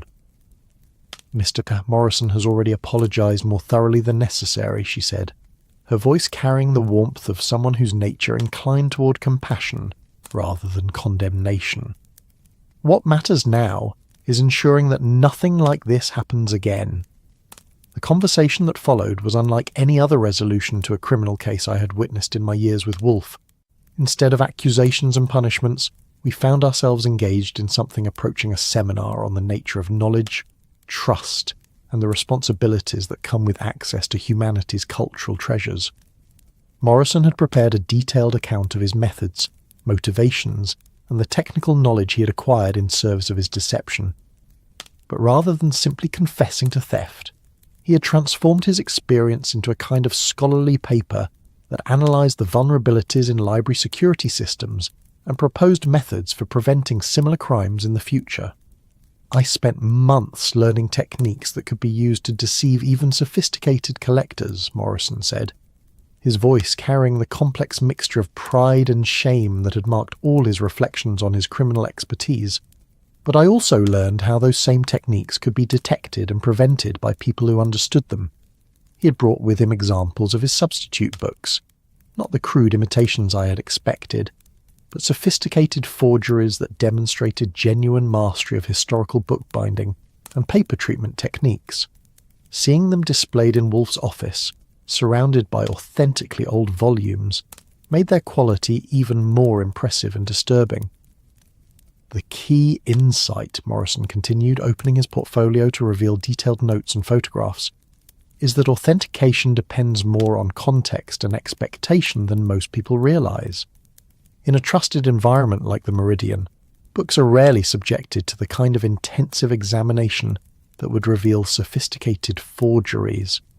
Mrs. Pemberton leaned forward with the keen interest of someone whose life's work had been devoted to preserving and protecting rare books. "You're suggesting that we need to change our procedures."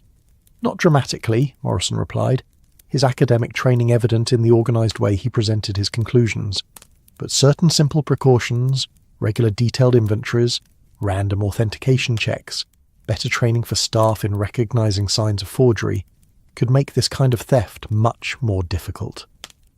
Wolfe listened to this exchange with the satisfied attention of someone whose understanding of human nature was being confirmed once again. "Mr. Morrison," he said when the young scholar had finished his presentation, "you've managed to transform criminal behaviour into educational opportunity. It is, in its way, quite remarkable." The snow continued its gentle assault on the windows, and somewhere in the house Fritz moved through his evening routines with a quiet efficiency that made domestic life possible for those of us whose minds were occupied with larger mysteries. The sound of his preparations for what would undoubtedly be another masterful dinner provided a comforting background to our more serious discussions. "There remains," Wolfe continued, "the question of consequences. Mr. Morrison has confessed to theft of valuable property, violated the trust of an institution that showed him kindness, and demonstrated skills that could be used for more extensive criminal activity. Justice would seem to demand punishment." The words hung in the air like smoke from the fireplace, and I could see Morrison tense despite the gentle tone in which they had been delivered. Mrs. Pemberton's expression grew more serious, and the comfortable warmth of our gathering was momentarily overshadowed by awareness of the legal and moral complexities we still faced. "However," Wolfe added, his tone shifting subtly, "justice must be balanced against wisdom, and wisdom suggests that punishment should serve the cause of prevention rather than mere retribution." What followed was one of the most elegant solutions to a criminal case I had ever witnessed. Rather than involving the police or pursuing formal charges that would destroy Morrison's academic career and serve no useful purpose, Mrs. Pemberton and Wolfe had devised an arrangement that served both justice and mercy while advancing the cause of knowledge that had motivated Morrison's crimes in the first place. Morrison would complete his dissertation, using only legitimate research methods and properly cited sources.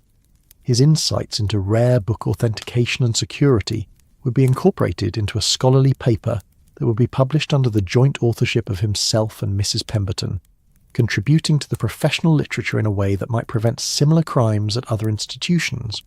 Most significantly, Morrison would spend the remainder of his time before military service working at the Meridian Library as a volunteer consultant, using his hard-won expertise in forgery detection to help establish new authentication procedures that would protect the collection from future theft attempts. "The skills you developed in service of crime," Mrs. Pemberton explained, her voice carrying both firmness and kindness, "can be redeemed through service to legitimate scholarship. Your knowledge of how books can be forged makes you uniquely qualified to help others detect and prevent such deceptions." Morrison's response was immediate and grateful. "Mrs. Pemberton, I can't express how much this means to me. To be able to turn my mistakes into something useful, to contribute to protecting the books and institutions I claim to love, it's more than I deserve." The legal formalities were handled with the same discretion that had marked the entire resolution.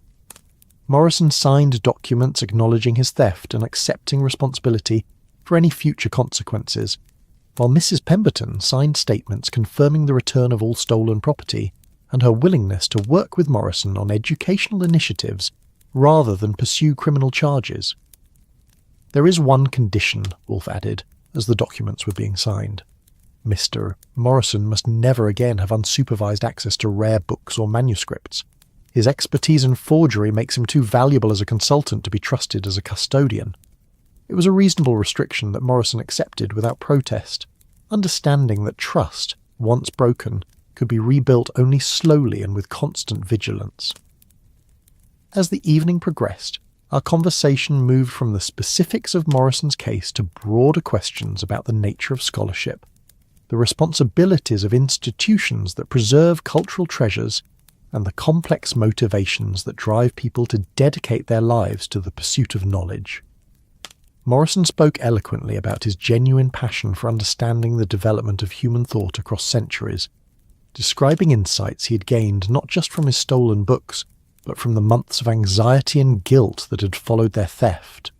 His experience had given him a deeper appreciation for the moral dimensions of scholarship and the importance of the trust that makes the intellectual community possible.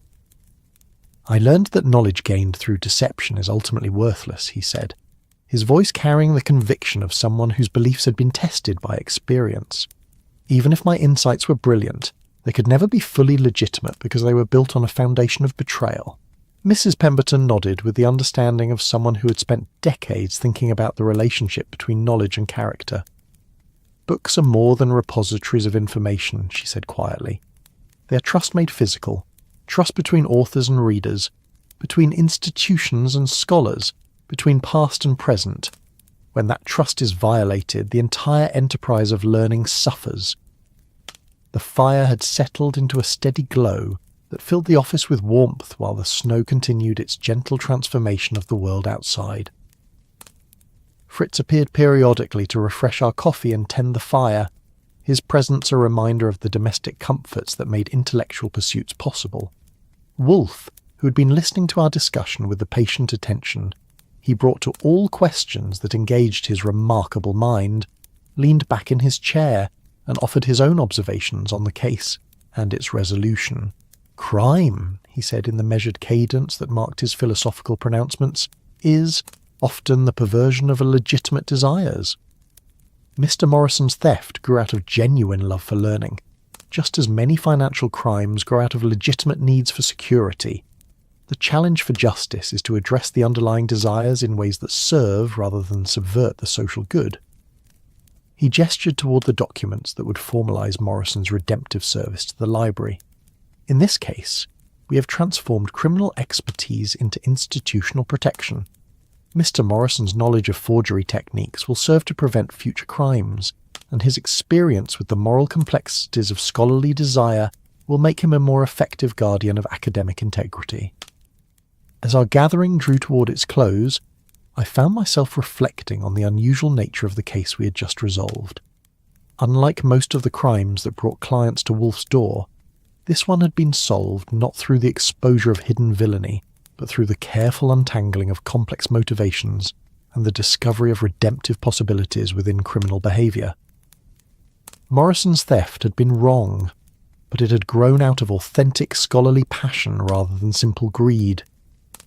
Mrs. Pemberton's response had demonstrated that forgiveness could be both principled and practical, serving the cause of prevention better than punishment. And Wolfe's analysis had revealed the deeper patterns that connected individual criminal behaviour to broader questions about knowledge, trust, and the institutions that preserve human culture.